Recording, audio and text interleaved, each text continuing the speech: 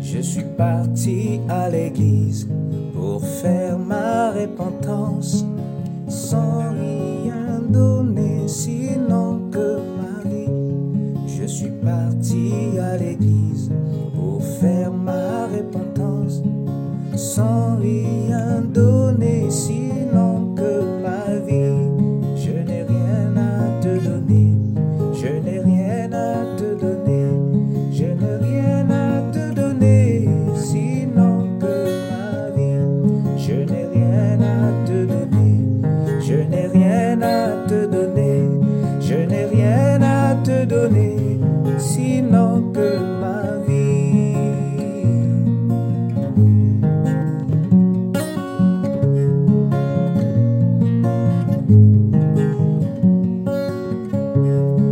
Pour aller au ciel, on ne donne pas de l'argent. Pour aller au ciel, il n'y a pas de compromis. Pour aller au ciel, on ne donne pas de l'argent. Pour aller au ciel, il n'y a pas de compromis. Je vous salue tous au nom du Seigneur Jésus-Christ et nous bénissons notre Dieu qui nous accorde cette occasion d'être de nouveau autour de sa parole. Prions. Dieu notre Père Céleste, nous demandons ta grâce alors que nous nous mettons maintenant autour de ta parole. Nous prions que tu nous pardonnes toute imperfection, Seigneur, et qu'au travers de la grâce divine, la parole, Seigneur, traite avec nos âmes pour nous parfaire et nous amener à la stature de l'homme parfait. Accorde, Seigneur, que chacun de nous, Père Tout-Puissant, fasse des progrès avec toi et quand ce culte aura pris fin, que chacun réalise que le Saint-Esprit a traité avec lui.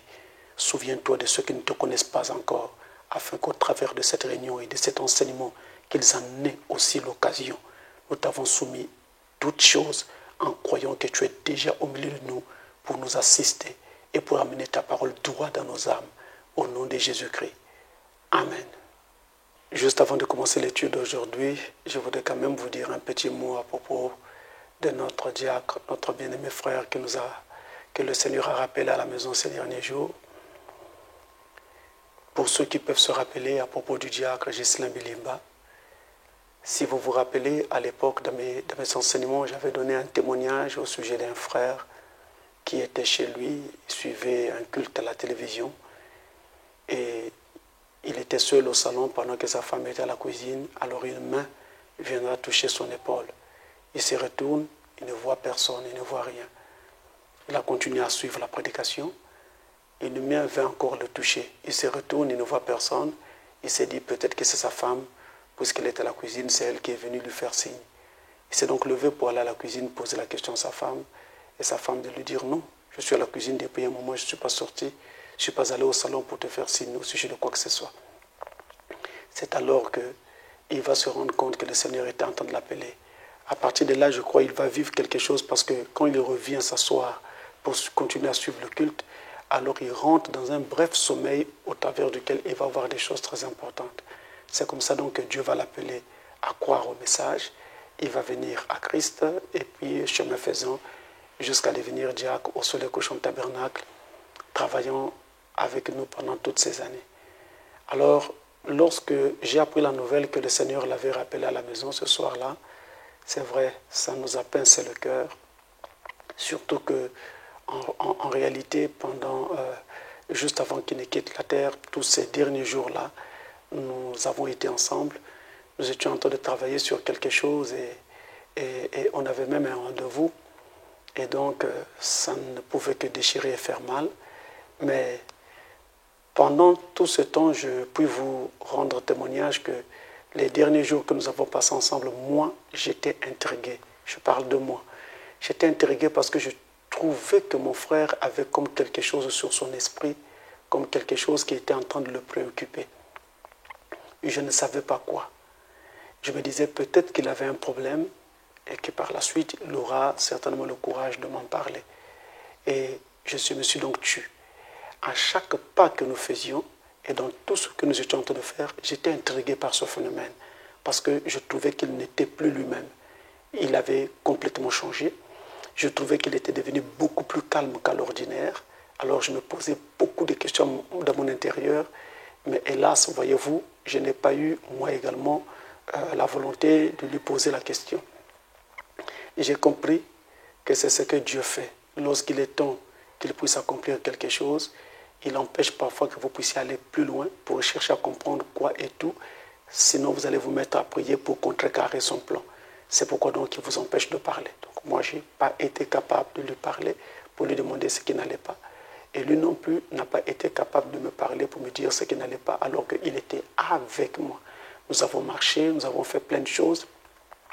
Je me rappelle même qu'un jour, juste avant ce jour-là, nous avons pris un transport ensemble et nous allions quelque part, nous étions en train de chercher une pièce de voiture. Donc nous étions ensemble. Voyez-vous, mais Dieu a voulu qu'il en soit ainsi. Ce qui est important ici, c'est que le Dieu qu'il a appelé de cette façon, comme je venais de le montrer, ne pouvait pas le perdre à la fin. Quand Dieu emploie son énergie pour appeler quelqu'un à venir à lui, tel qu'il l'a fait en posant sa main sur lui, sur son épaule, le jour qu'il suivait ce culte à la télévision, eh bien ce Dieu-là ne pouvait pas le perdre. Alors ça ne m'étonne pas à propos de tous les témoignages que nous recevons qui nous montrent que le Seigneur l'a vraiment reçu.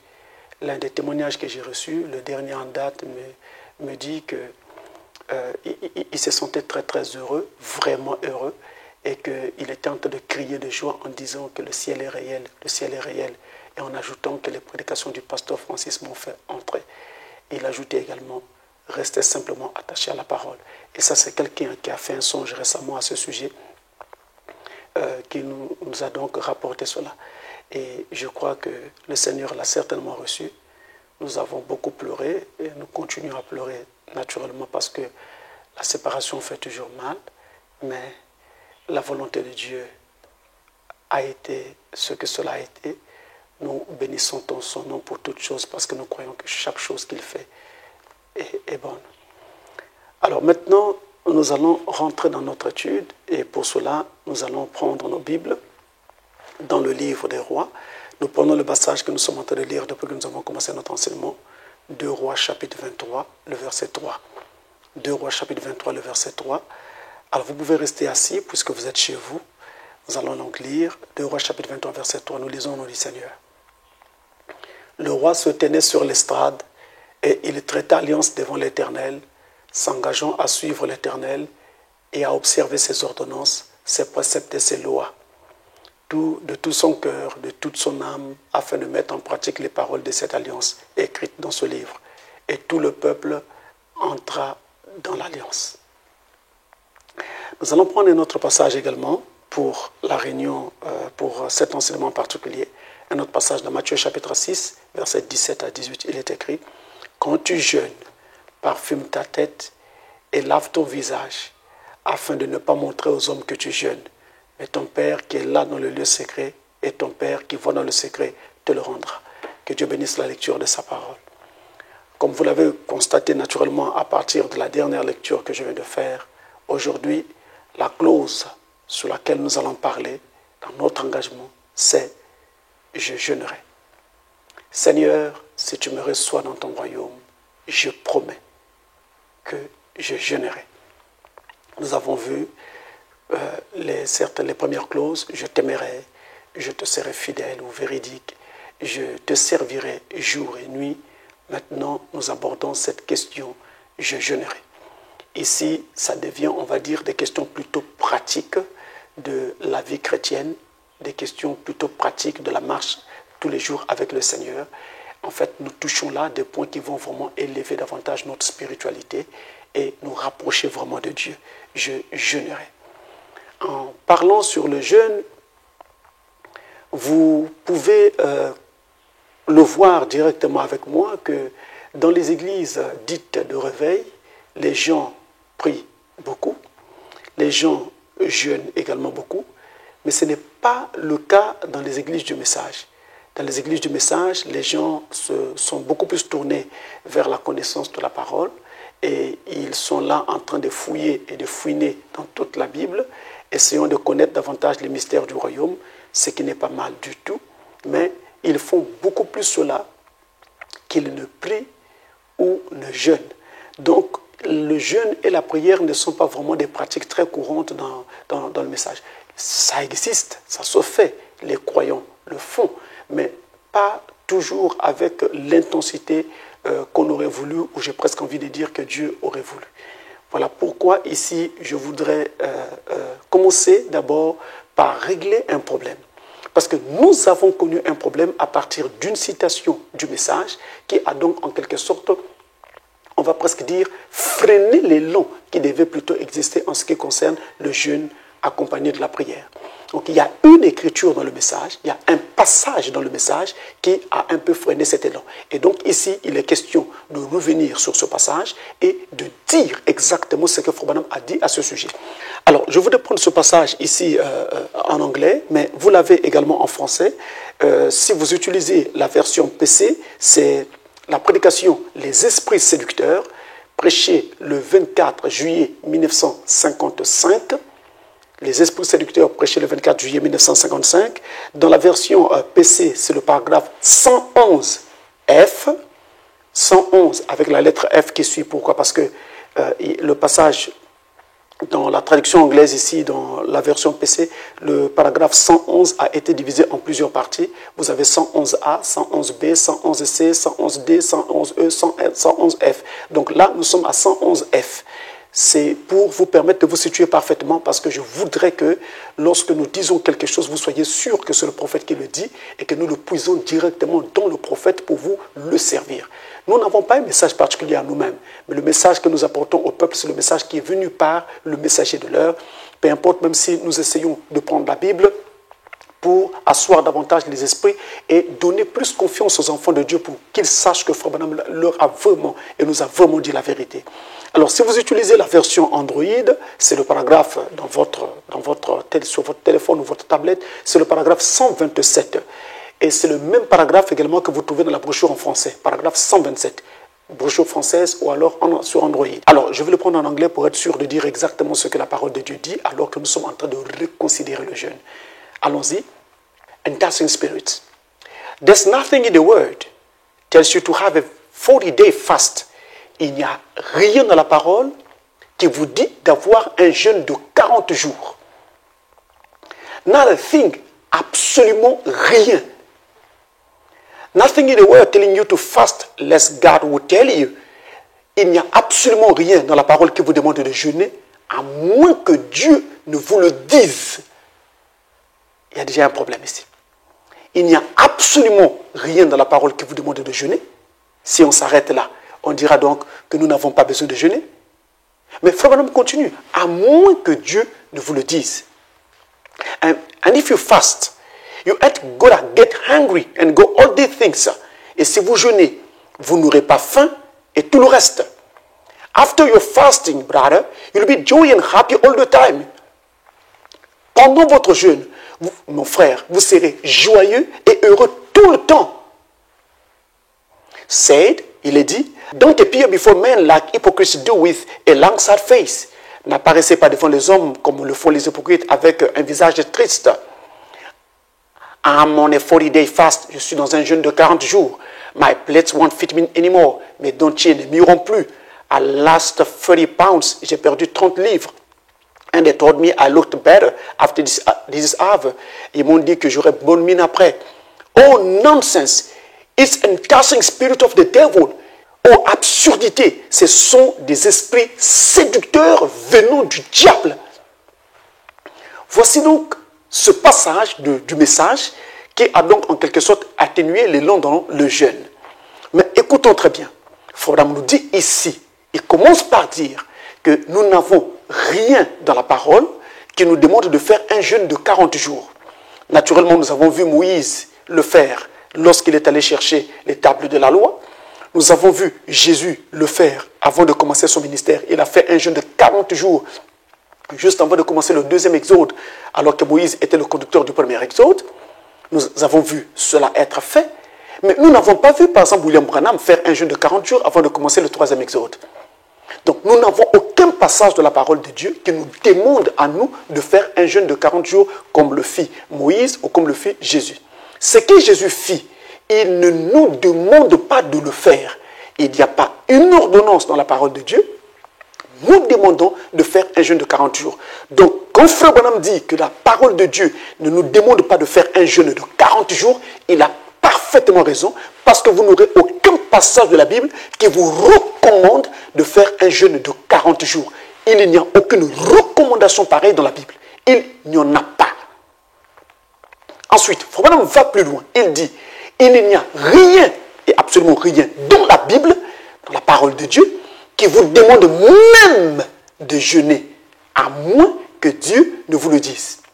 Dans la parole de Dieu, nous n'avons pas une ordonnance directe en demandant de jeûner. Et pourtant, la parole de Dieu parle du jeûne. Attention, ne confondons pas lorsque la parole de Dieu parle du jeûne et lorsque la parole de Dieu recommande de faire quelque chose. Il y a ici le fait d'en parler pour montrer que cela existe et que cela est faisable. Mais il n'y a pas de recommandation directe à ce propos. Par contre, nous avons dans la parole de Dieu des recommandations directes. Nous avons par exemple le baptême d'eau. Il est écrit, faites-vous baptiser au nom du Seigneur Jésus-Christ. C'est une recommandation. Mais à propos du jeûne, nous n'avons pas une recommandation directe, mais nous avons la parole de Dieu qui en parle. Ce qui ouvre la voie au jeûne et montre que le jeûne existe et le jeûne est praticable. Et donc, nous pouvons pratiquer le jeûne.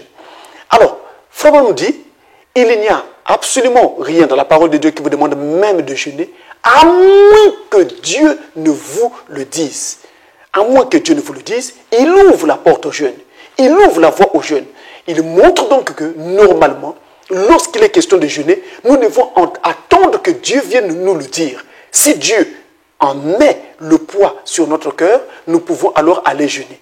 Mais tant que Dieu n'a pas encore mis le poids sur notre cœur, nous devons faire suffisamment attention parce que le jeûne est un exercice qui est très bénéfique. Il apporte beaucoup de grandes choses spirituelles dans nos vies. Mais le jeûne peut aussi être un exercice très dangereux dans la mesure où pendant un jeûne, ma chair est vaincue, battue, mon esprit est disposé et donc je suis disposé à être en contact avec l'esprit, sinon avec des esprits. Je peux être en contact avec l'esprit de Dieu, mais il peut aussi arriver que je sois en contact avec un esprit venant du malin. Parce que là, mon esprit est parfaitement disposé, donc ici au contact avec les esprits. Alors, Satan peut naturellement en profiter si les règles n'ont pas été suivies comme le dit la parole de Dieu. Satan peut donc en profiter et me faire beaucoup de mal. C'est pourquoi le jeûne est aussi un exercice à la fois bénéfique et dangereux. C'est quelque chose dont il faut prendre avec beaucoup de connaissances. Il faut savoir exactement ce que la parole de Dieu dit et il faut savoir comment s'y prendre et surtout ne pas s'engager de façon hasardeuse dans cette matière qu'on appelle donc le jeûne. Alors le prophète montre que nous pouvons très bien jeûner lorsque Dieu nous conduit donc à le faire. Alors lui-même William Branham, est-ce qu'il jeûnait? Parce que l'exemple que nous pouvons trouver dans la vie de Frère Branham peut nous suffire déjà pour savoir ce que nous devons faire. William Branham lui-même, est-ce qu'il jeûnait? Ou alors, est-ce qu'il jeûnait assez souvent? Parce qu'il est possible qu'il ait jeûné dans sa vie, mais est-ce que c'était une pratique qui était prisée par Frère Branham? Est-ce qu'il pratiquait souvent le jeûne? Est-ce qu'il jeûnait si souvent? Écoutons encore ceci, toujours dans le prophète. Nous allons dans la prédication sur ta parole, à thy word, prêché le 7 juillet 1950 et au paragraphe 2. Frère Branham dit ceci. And now tonight, et maintenant ce soir, just to put as much time, pour avoir un peu plus de temps, just a little late, juste simplement un peu en retard, just as much time as I can on praying for the sick, simplement assez de temps que je puis avoir pour prier pour les malades. The minister, through the daytime here, they speak and teach concerning faith and how to receive faith. Les ministres, tout au long de la journée ici, ont prêché concernant la foi, ont prêché et enseigné concernant la foi et comment recevoir la foi. As myself, I'm not a preacher. Mais en ce qui me concerne, je ne suis pas un prédicateur.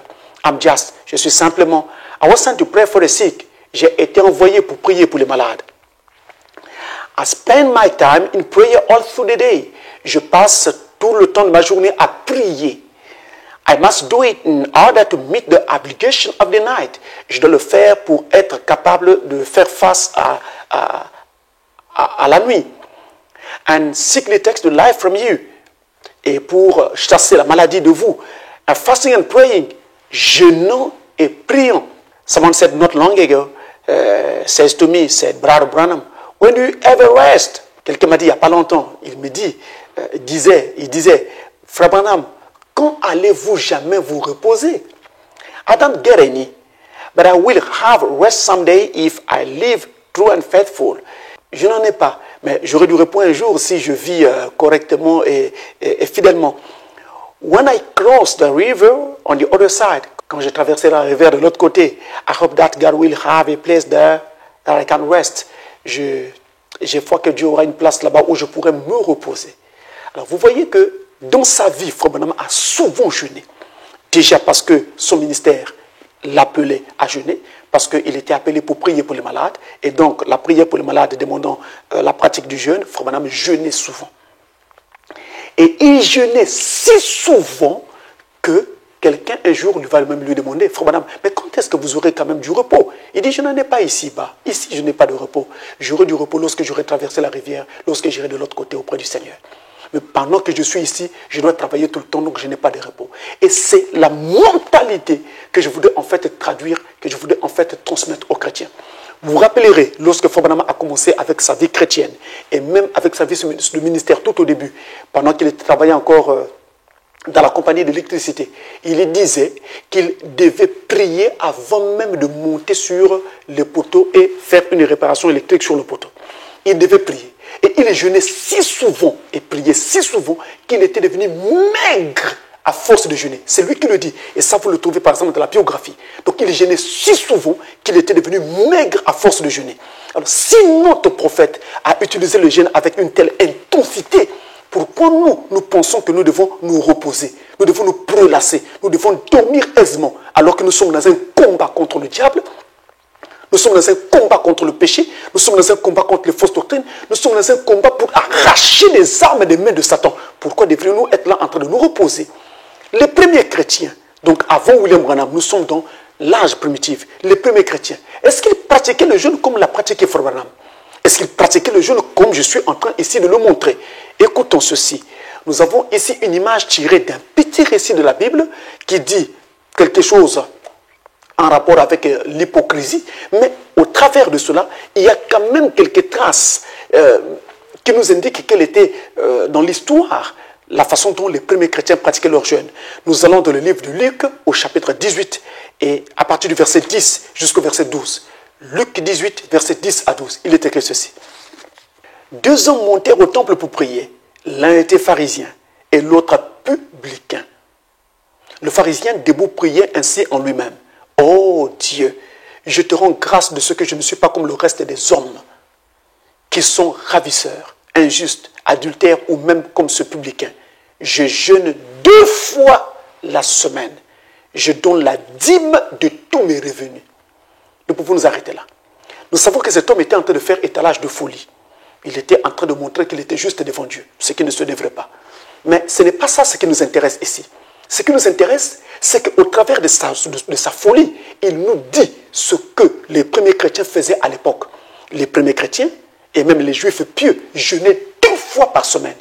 C'est ce qui est traduit ici au travers de ce passage. Je jeûne 2 fois par semaine. À l'époque, donc, les juifs pieux jeûnaient 2 fois par semaine. Ils jeûnaient le lundi et le jeudi. Et quand donc les chrétiens en sont venus à embrasser le christianisme, quand le christianisme est apparu, les premiers chrétiens donc sont allés à la suite des juifs pieux. Et qu'est-ce qu'ils ont fait? Ils ont eux aussi commencé à jeûner 2 fois la semaine. Et pour ne pas être confondus aux juifs à l'époque qui jeûnaient le lundi et le jeudi, ils ont changé leur jour. Et ils se sont mis à jeûner le mercredi et le vendredi. C'est ainsi que l'histoire dit que les premiers chrétiens jeûnaient aussi 2 fois par semaine, tout comme les juifs le faisaient aussi, 2 fois par semaine. Et 2 fois par semaine est une condition, j'ai envie de dire, c'est quelque chose qui permet de se maintenir parfaitement en esprit. Alors, il est assez difficile que quelqu'un qui jeûne 2 fois par semaine se mette à suivre n'importe quoi au travers de la semaine. C'est assez difficile parce que le jeûne vous introduit dans une atmosphère spirituelle très haute, très profonde et qui fait que vous ne pouvez plus faire très attention aux choses du monde. Le jeûne est un exercice vraiment bénéfique dans ce sens-là. Mais c'est quoi déjà le jeûne? Puisque William Branham jeûnait, et jeûnait si souvent qu'il était même devenu maigre à force de jeûner. Et puisque les premiers chrétiens jeûnaient au moins 2 fois par semaine. Alors, c'est quoi donc en fait le jeûne? Pour expliquer le jeûne clairement et de façon si précise, nous avons besoin de repartir dans la parole parce que c'est de là que nous trouverons en fait la source de toutes choses. Alors nous allons dans le livre d'Esther, dans l'Ancien Testament. Parce que le jeûne, on en parle dans l'Ancien Testament, tout comme dans le Nouveau Testament. Puisque les Juifs jeûnaient, donc l'Ancien Testament doit parler du jeûne. Les premiers chrétiens jeûnaient, le Nouveau Testament parle du jeûne. Alors nous allons dans le livre d'Esther, au chapitre 4, et nous prenons le verset 1, et nous allons jusqu'au verset 3.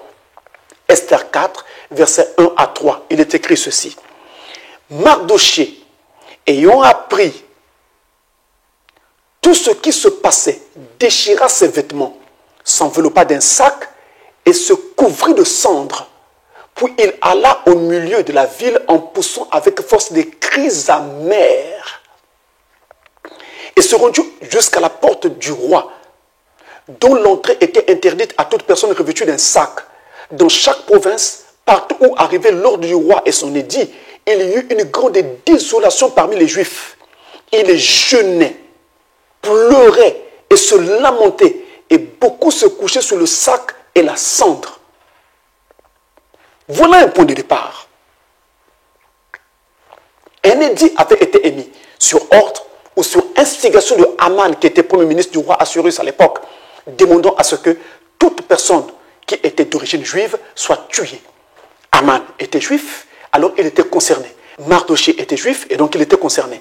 Esther aussi était juive, et donc Mardochée savait qu'Esther aussi était concernée, quoiqu'elle était dans le palais du roi. Mais lorsqu'on aurait su qu'elle était aussi juive, eh bien Esther aussi serait mise à mort. Et donc Mardochée était préoccupé. Et tous les juifs étaient préoccupés par cette situation. Donc ils avaient l'esprit troublé, ils étaient consternés, ils avaient l'esprit préoccupé. La mort elle-même était à leur trousse. À cause de cet état de fait, ils se sont donc mis à jeûner et à pleurer devant Dieu pour que Dieu leur fasse grâce. Ils avaient l'esprit préoccupé. Nous avons ici une première leçon concernant donc le jeûne. En fait, nous jeûnons lorsque nous avons l'esprit préoccupé par quelque chose. Si mon esprit ou mon cœur sont préoccupés par quelque chose, je peux alors être conduit à jeûner. Si je me sens dérangé, je me sens troublé, je me sens poursuivi ou pourchassé par la mort elle-même, j'ai alors besoin de jeûner. Je peux combattre contre cela en jeûnant. Donc le jeûne se fait lorsqu'on se sent dans le besoin, lorsqu'on se sent préoccupé par quelque chose, lorsqu'on se sent poussé à bout. On n'a pas d'autre choix que de demander le secours de l'Éternel. Alors là, on va être donc obligé de jeûner. Il y a plusieurs autres raisons pour lesquelles nous pouvons jeûner. Mais en général, de façon simple et simpliste, il s'agit ici d'avoir un esprit préoccupé ou d'avoir le cœur préoccupé par quelque chose. Peu importe de quoi il peut s'agir. Mais je suis préoccupé par cette chose-là, je suis préoccupé par quelque chose, je peux alors être amené à jeûner. Si je me sens conduit par le Seigneur à le faire. Parce que le jeûne peut également faciliter l'exaucement si j'ai vraiment besoin d'être exaucé par Dieu. Alors, je peux jeûner lorsque mon esprit se sent préoccupé par un péché. Parce qu'il y a un péché qui vient et qui revient tout le temps. Qui vient et qui revient tout le temps. Je n'arrive pas à m'en débarrasser. Je peux donc être amené à jeûner. Attention, Frère Branham dit ceci dans la prédication que nous avons lue entre-temps, les esprits séducteurs, Interceding Spirits. Il dit que lorsque nous savons ce que la parole de Dieu dit, nous n'avons pas besoin de faire un jeûne de 40 jours pour être fort, pour aller faire ce que la parole de Dieu dit. Il dit, si nous faisons cela, nous sommes séduits. C'est ça que Frère Branham était en train de condamner dans cet enseignement-là. Donc nous n'avons pas besoin de dire, alors que la parole de Dieu a déjà parlé, nous n'avons pas besoin de dire, je vais d'abord aller jeûner, ensuite je verrai si je peux le faire ou pas. Ça, c'est être séduit, c'est être conduit par le diable. Quand la parole de Dieu a déjà parlé, je n'ai pas à attendre d'aller jeûner ou d'aller prier. Je dois simplement passer à l'action et agir sur la parole de Dieu. Parce que la parole est au-dessus de toute chose. Mais, lorsque je n'ai pas quelque chose de la parole de Dieu, un mot particulier de la parole de Dieu sur une question donnée, je peux donc être amené à jeûner si je me sens préoccupé par cette chose-là. Je prends donc ce cas-ci. Nous avons un problème de péché qui vient et qui revient et vous n'arrivez pas à vous en débarrasser. Ce que vous pouvez faire, vous pouvez donc aussi être amené à jeûner pour que cet esprit de péché puisse quitter votre vie. Nous allons dans 1 Samuel, au chapitre 7 et au verset 6. Il est écrit, « Et ils s'assemblèrent à Mitzpah. Ils puisèrent de l'eau et la répandirent devant l'Éternel. Et ils jeûnèrent ce jour-là en disant, « Nous avons péché contre l'Éternel. » Samuel jugeait les enfants d'Israël à Mitzpah. Donc, s'il y a un péché qui est en train donc d'entraver notre marche spirituelle, de nous empêcher d'aller de l'avant, nous revenons si souvent à cet endroit-là, nous chutons si souvent à cet endroit-là, le désir d'être agréable à Dieu, le désir d'être fidèle à Dieu, le désir de servir Dieu jour et nuit, le désir en fait d'aimer Dieu au-delà de toute mesure, doit donc également me conduire à jeûner pour faire en sorte que ce péché soit ôté de ma vie. Ce péché me quittera si je jeûne ainsi. La Bible dit, heureux ceux qui ont faim et soif de la justice, car ils seront rassasiés. En jeûnant, je montre que j'ai soif et faim de la justice, alors cette chose-là va me quitter. Donc le péché peut m'amener donc à jeûner. La maladie peut également m'amener à jeûner lorsque je suis malade et j'ai besoin de guérison. Ésaïe 58, verset 8 également. Ésaïe 58, le verset 8 dit que lorsque nous jeûnons et que notre jeûne est agréable à Dieu, c'est alors qu'il nous guérira. Il nous guérira. Et vous avez dans la Bible, dans le livre de Matthieu, quelque part il est écrit, Matthieu chapitre 17, verset 21, cette sorte d'esprit, cette sorte de démons ne sortent que par le jeûne et la prière. Donc il y a des maladies, des esprits de maladies qui ne peuvent vous quitter que si vous jeûnez et vous priez. Donc le jeûne peut nous aider à briser une maladie, à vaincre une spirale de maladie, à vaincre donc un cercle vicieux de maladie, à vaincre la maladie qui trône dans notre vie. Le jeûne peut briser cela. Je suis malade assez longtemps, je suis malade trop souvent, je suis malade et tout le temps c'est la même chose. Et bien le jeûne peut m'aider à vaincre cette situation de maladie. Donc si je suis malade et que la maladie est vraiment contraignante, la maladie pèse désormais sur moi, je peux être amené à jeûner pour pouvoir en sortir. Il y a les soucis, c'est-à-dire les préoccupations de toutes sortes. J'ai un besoin, j'ai des besoins, j'ai des soucis que je porte dans mon cœur. Alors au lieu de marcher tristement, face contre terre et tout le reste, c'est inutile. J'ai besoin de regarder à Dieu parce qu'il n'y a pas de vertu dans les soucis. Il n'y a de la vertu que dans la foi. Les soucis ne peuvent pas produire un miracle, mais la foi, oui. La foi a déjà arrêté le soleil, mais le souci, jamais du tout. Et le souci ne peut rien produire, au contraire, les soucis vont abattre votre esprit et finalement feront que l'esprit de Satan, je vais dire le démon, vous contrôle et vous garde prisonnier. Donc, s'il y a des besoins quelconques, je peux être amené à prier pour que Dieu puisse m'en délivrer. Zacharie chapitre 7, versets 5 à 6 parle de cela et nous montre donc que quand il y a des soucis, nous pouvons donc aller devant Dieu en jeûnant. Vous avez les esprits impurs eux-mêmes. Les esprits impurs, pour parler, pour faire direct. Les cauchemars, c'est que nous appelons par exemple les rêves que vous êtes en train de manger, ce que nous appelons ici en Afrique la nourriture de la nuit. Vous avez les rêves à propos des maris de nuit, c'est-à-dire que je fais un rêve, je suis une femme, je fais un rêve que je suis avec un homme et je suis en train d'avoir commerce avec cet homme-là.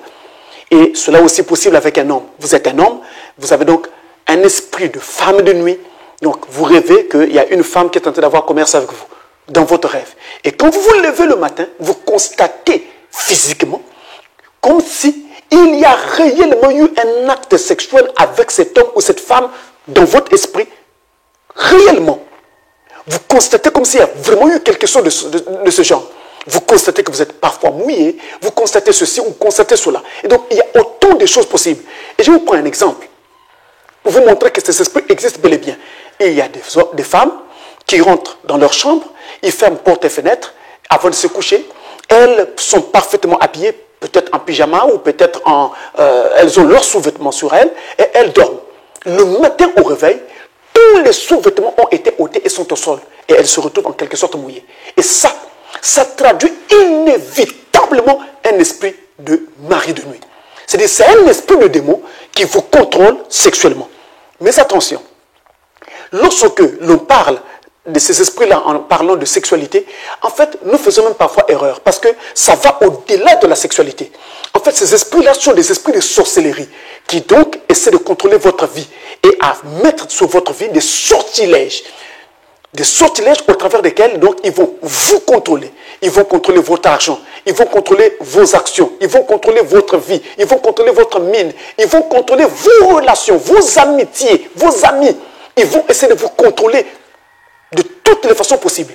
Et souvent, quand cet esprit perdure dans un individu, cet esprit finit par se solder par une sorcellerie. Donc, vous devenez un des sorciers, un sorcier, une sorcière, lorsque cet esprit perdure. Et ces esprits travaillent en connivence avec des esprits comme les esprits de sirène, donc les esprits des eaux, qui également travaillent dans le même registre. Ces esprits produisent donc des cauchemars. C'est comme ça que nous les voyons ou nous les ressentons dans nos vies.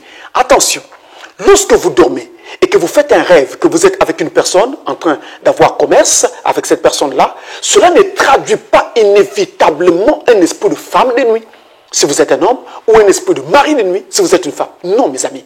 Il faut qu'il y ait d'autres signaux qui accompagnent cela pour que nous comprenions qu'il s'agit de cela. Parce que tenez, un jeune homme qui vient à peine d'entrer dans la puberté peut très bien faire un rêve de ce genre. Parce que ces gamètes à l'intérieur de lui sont en train de faire de la réclame pour être dégagés. Alors il peut vivre une pollution nocturne. Il peut vivre des choses de ce genre. Ce qui donc ne traduit pas forcément un esprit de femme de nuit ou un esprit de mari de nuit. Donc pour que nous puissions dire qu'il s'agit d'un esprit de femme ou de mari de nuit, il y a d'autres signaux qui vont devoir accompagner. Parmi lesquels, c'est dont je venais de parler tout à l'heure, lorsque une jeune femme entre dans sa chambre, ferme porte et fenêtre, a ses sous-vêtements sur elle, et au matin, au petit matin, eh bien, ses sous-vêtements ont été complètement ôtés et sont au sol, et elle se retrouve mouillée. Ça traduit inévitablement un esprit de femme, de mari de nuit, ou de femme de nuit, selon qu'il s'agisse d'un homme ou d'une femme. Maintenant, il y a aussi d'autres signaux, comme par exemple, vous levez le matin et vous avez des violentes douleurs au bas-ventre après avoir fait un rêve de ce genre. Un rêve simple et un rêve normal ne produira pas de telles douleurs. Mais là, lorsque vous avez de telles douleurs, ça veut dire qu'il y a eu un esprit, donc une réalité qui s'est produite tout au long de la nuit avec vous. C'est pourquoi il y a cette douleur. Il y a également un autre signe, pour n'en donner que ces quelques-uns-là. Vous vous levez le matin et vous avez des douleurs au niveau des articulations. Toutes les articulations vous font mal. Et ça peut, après avoir fait un rêve de ce genre, ça peut donc naturellement traduire un tel esprit. Et il y a aussi le fait de se sentir hyper fatigué. Je dis bien hyper fatigué. Je ne parle pas d'une fatigue passagère que nous pouvons tous avoir après avoir travaillé assez durement la veille, hein, ou bien après être rentré tard, etc., etc. Je ne parle pas de cela, mais je parle d'une très grande fatigue qui vous promène jusqu'au nerf.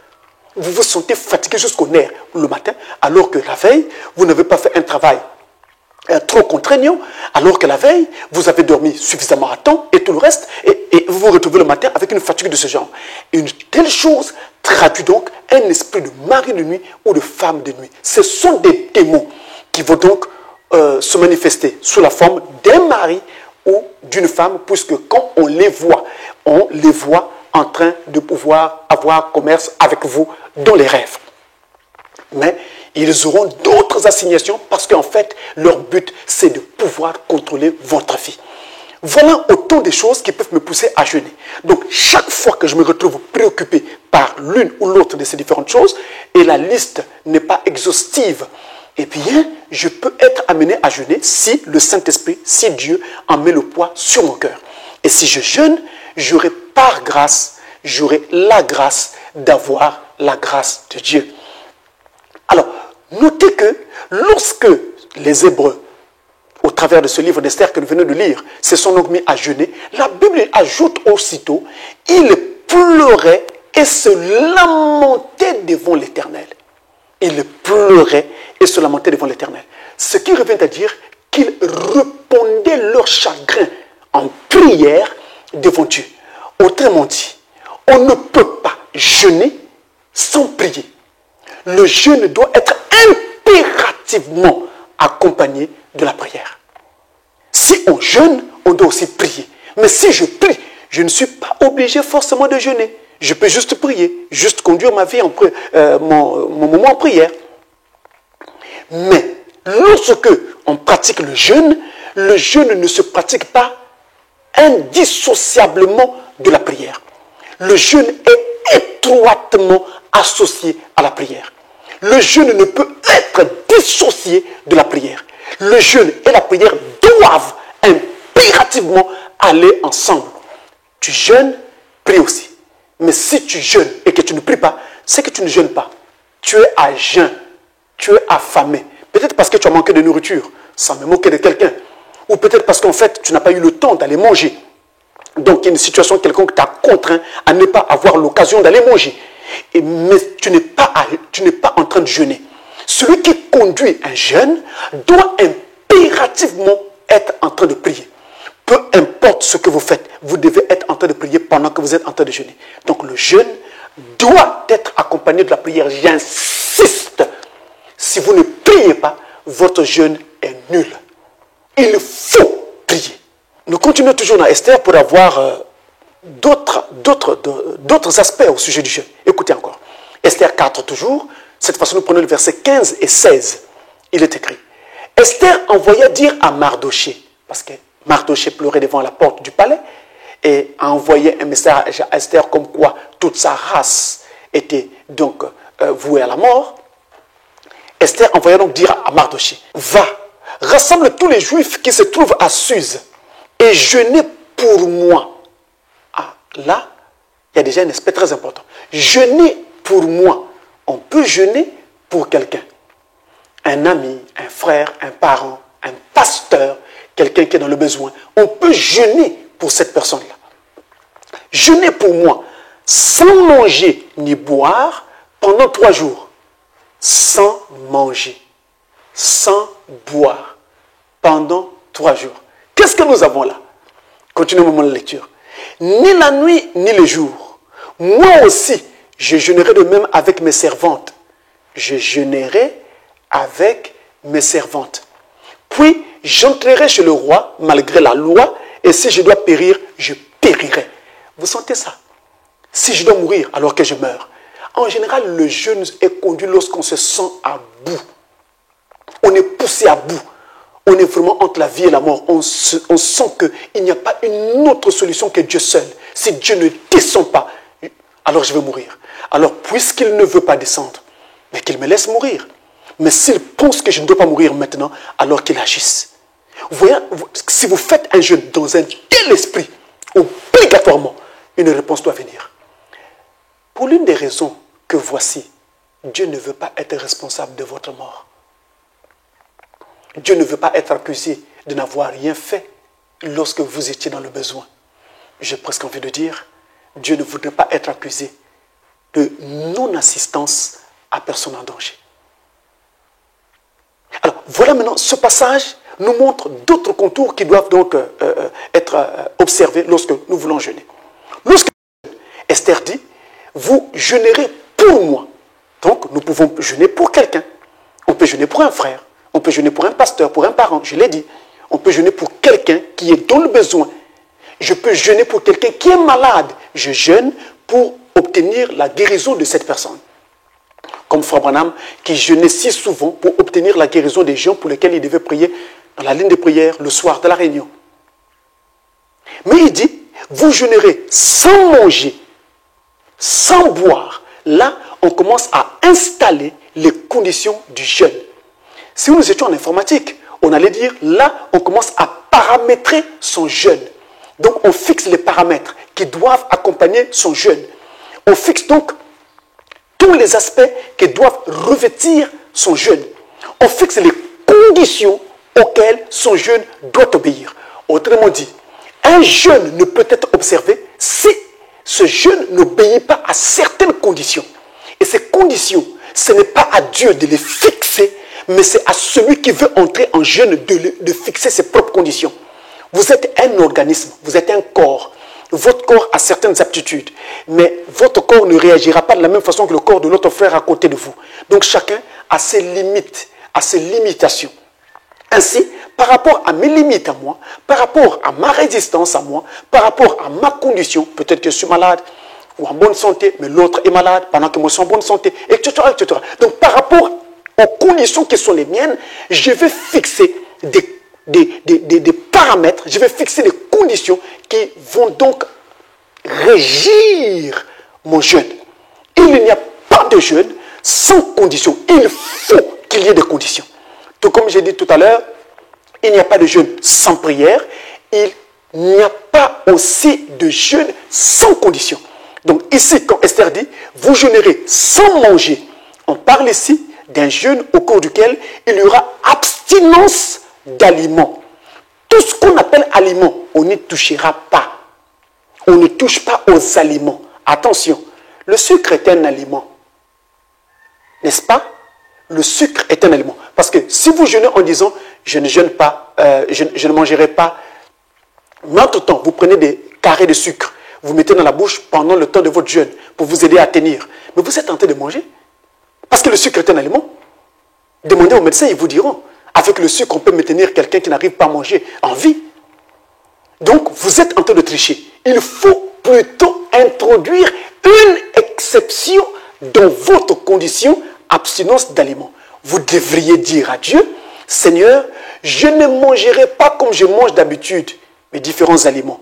Je ne toucherai qu'au sucre pour me permettre de tenir. Ah, si vous le dites ainsi au début de votre jeûne à Dieu, si vous introduisez cette condition, alors ça marchera. Parce que les conditions, ce n'est pas Dieu qui les établit. Les conditions, Dieu ne vous les impose pas. Les conditions, c'est vous qui les établissez et c'est vous qui décidez quelles seront donc les conditions, quelle sera donc la conditionnalité de votre jeûne. Alors, vous dites, vous jeûnerez sans manger. Il s'agit ici donc de l'abstinence d'aliments. Pour parler encore d'aliments, l'eau n'est pas un aliment. Donc, pendant un jeûne, on peut boire. On peut boire de l'eau. Et on peut boire abondamment d'eau. D'ailleurs, il est conseillé de boire abondamment d'eau pendant son jeûne. Il est conseillé de boire abondamment parce que ça va aider le corps à se purifier, donc à se nettoyer des différentes toxines qui sont souvent retenues en nous à cause des radicaux libres lorsque nous prenons nos médicaments pharmaceutiques, à cause de certaines substances qui laissent en nous des toxines, donc des poisons. Alors le corps va se libérer de cela. Et si vous prenez suffisamment d'eau, ça va donc vous aider à pouvoir se libérer facilement de ces toxines. Mais si vous ne buvez pas assez d'eau, vous allez vivre un jeûne difficile, vous aurez des maux de tête. Vous aurez du mal à tenir jusqu'à la fin de votre jeûne. Donc quand les gens disent ils ont mal à la tête pendant le jeûne et tout le reste, c'est parce qu'ils ne savent pas comment s'y prendre. Il faut boire suffisamment d'eau. Mais encore une autre chose, boire de l'eau, oui, mais il faut que ce soit de l'eau véritablement potable. Pas une eau qui n'est pas sûre du tout. En tout cas, soyez sûr de la qualité de l'eau que vous allez prendre. Voilà pourquoi souvent je conseille, quand j'enseigne, aux gens d'utiliser de l'eau minérale. Parce qu'au moins, avec de l'eau minérale, nous sommes sûrs de la qualité de cette eau que nous allons prendre. En ce moment-là, nous allons boire suffisamment de cette eau tout au long de la journée du jeûne ou de la période de mon jeûne. Nous avançons. Dites aux gens de jeûner sans manger, donc abstinence d'aliments. Il continue, sans boire. Ici, on introduit une nouvelle condition, c'est l'abstinence de boisson. On demande à ce qu'il n'y ait pas de boisson. Alors là, on peut avoir une boisson sucrée, une boisson non sucrée, etc., mais une boisson qui peut être très utile à l'organisme. Mais cette fois-ci, à cause du jeûne, on s'en sépare, on s'en abstient. On ne touchera pas à la boisson qu'on a l'habitude de prendre lorsque nous prenons notre petit déjeuner ou lorsque nous mangeons en longueur de journée. On ne touchera pas cette boisson-là. On s'en abstient. Alors, là également, c'est une condition. C'est moi qui l'introduis. Je peux aussi dire à Dieu, Seigneur, je ne mangerai pas de mets agréables, je ne mangerai pas de viande et tout le reste, mais sur ta permission, pour que je tienne tout au long de mon jeûne, je toucherai à telle boisson que j'ai l'habitude de prendre, ça m'aidera à tenir pendant ce temps-là. Oui, c'est un jeûne. C'est un jeûne. Alors, il continue. Vous jeûnerez pendant 3 jours. Là, on introduit un délai. Il n'y a pas de jeûne sans un délai. Il faut qu'il y ait un délai. Vous jeûnerez pendant 3 jours. Souvent, quand on parle de jeûne, automatiquement, les gens voient un jeûne de 24 heures. Donc, un jeûne de toute une journée. C'est une erreur. Nous devons maintenant chasser toutes ces brumes-là. Ce n'est pas nécessaire d'avoir ces brumes dans la tête alors que la parole de Dieu est claire. Vous jeûnerez pendant 3 jours. Ici, par exemple, le délai était de 3 jours. Un jeûne demande un délai. Et il n'y a pas de jeûne sans un délai. Et le délai, ce n'est pas Dieu qui le fixe. C'est encore vous qui le fixez. Et vous pouvez jeûner pendant quelques heures. Vous pouvez jeûner pendant une demi-journée. Vous pouvez jeûner pendant une journée entière.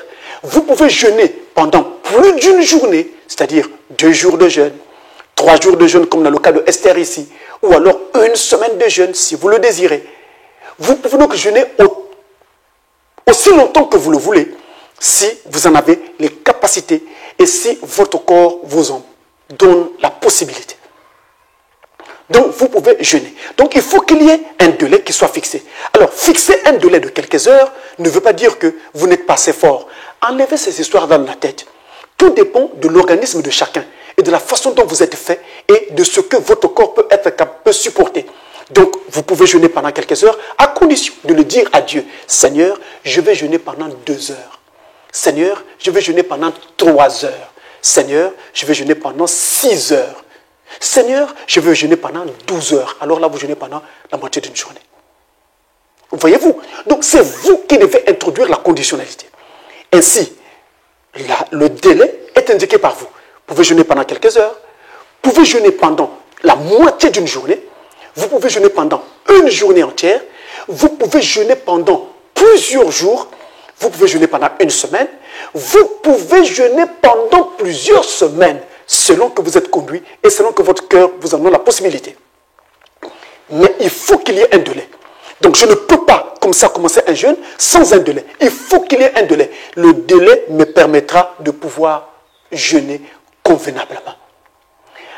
Et donc, quand le délai est arrivé, alors je dis à Dieu, Seigneur, maintenant j'arrête mon jeûne ici. Au début de mon jeûne, j'introduis les conditions qui vont accompagner mon jeûne et j'indique le délai, la durée de mon jeûne.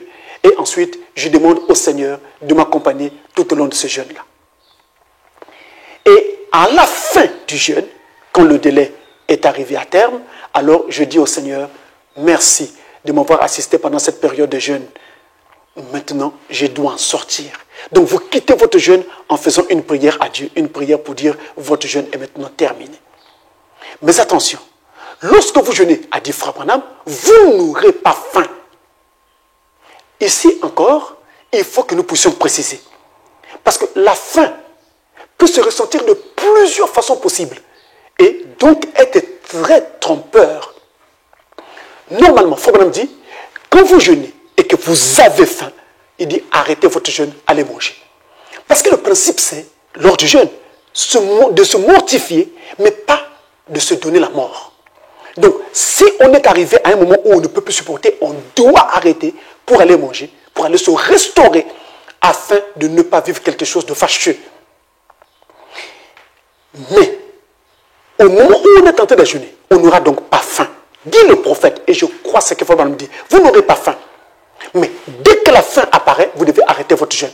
Alors, pour éviter de tomber dans quelque chose de trompeur, donc Satan ne vienne à vous emmerder et à vous faire croire que vous avez faim. Il y a ce qu'on appelle la réelle faim et il y a ce qu'on appelle la faim, on va dire, émotionnelle. Donc, la vraie faim et la faim émotionnelle. La faim émotionnelle, c'est une farce.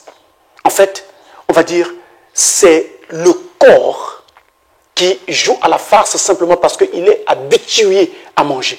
Alors vous avez des sensations comme par exemple l'agressivité, vous vous sentez agressif parce que vous avez envie de manger. C'est comme un homme à qui on a attaché des fils pour qu'il n'aille pas faire quelque chose. Maintenant, il veut se débarrasser de ces fils-là pour aller faire ce qu'il a l'habitude de faire. Donc vous sentez ces genres d'envie-là, cette sorte de pulsion. Mais pas parce que vraiment votre corps en a besoin, mais parce que simplement vous voulez vous distraire. Parce que le manger est aussi quelque chose d'agréable. Voilà pourquoi le corps veut aller vers. Donc vous sentez comme ça de l'agressivité, vous sentez également parfois de l'anxiété, parce que vous n'êtes pas en train de faire ce que vous faites d'habitude. Le corps n'a pas cette belle vue qu'offre un plat, alors il se sent anxieux et vous sentez cette anxiété-là en vous. Donc il y a des choses comme ça qui se manifestent, mais qui ne traduisent pas une faim réelle.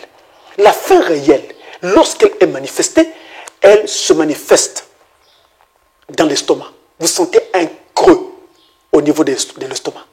Donc, on commence à sentir des gargouillis dans l'estomac et on sent un creux. Attention, là encore, il y a un piège. Une faim émotionnelle peut aussi être manifestée comme ça. C'est-à-dire que au moment où vous sentez des gargouillis, c'est parce que la veille du jeûne, vous avez trop mangé.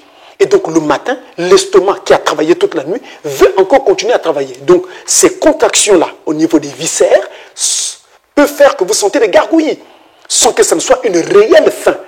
J'en viens, vous comprendrez. Donc la vraie faim peut commencer donc par des gargouillis et par un creux dans l'estomac. Et ensuite, vous allez sentir une pression au niveau de la gorge. Ça, c'est la vraie faim. Et vous allez donc comme ça avoir envie de manger et vous pouvez avoir à sentir des vertiges. Donc, il y a comme ça des vertiges qui vous viennent. Vous pouvez aussi avoir mal à la tête. Ça traduit que vous avez réellement faim. Mais voici un élément qui vous aidera sans vous tromper. Un élément très fort. Regardez. Lorsqu'on entre en jeûne, surtout si le jeûne est relativement long, la langue blanchit. Regardez le miroir, vous allez voir que votre langue est devenue blanche. Elle est devenue blanche pourquoi? Parce que pendant le jeûne, le corps se met à se nettoyer, à se purifier des toxines dont j'ai parlé, que laissent en nous les radicaux libres, certaines substances toxiques comme ça que nous prenons tout le temps sans parfois nous en rendre compte. Parce qu'il y a des boissons qui nous rendent bien malades et même certains aliments. Et donc le corps se met à se débarrasser de ces différentes toxines.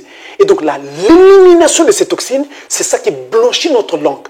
Maintenant, lorsque on arrive à la fin du jeûne, quand le corps réalise qu'il est arrivé à la fin du jeûne, regardez le miroir à nouveau, vous allez voir que votre langue reprend sa belle couleur rose.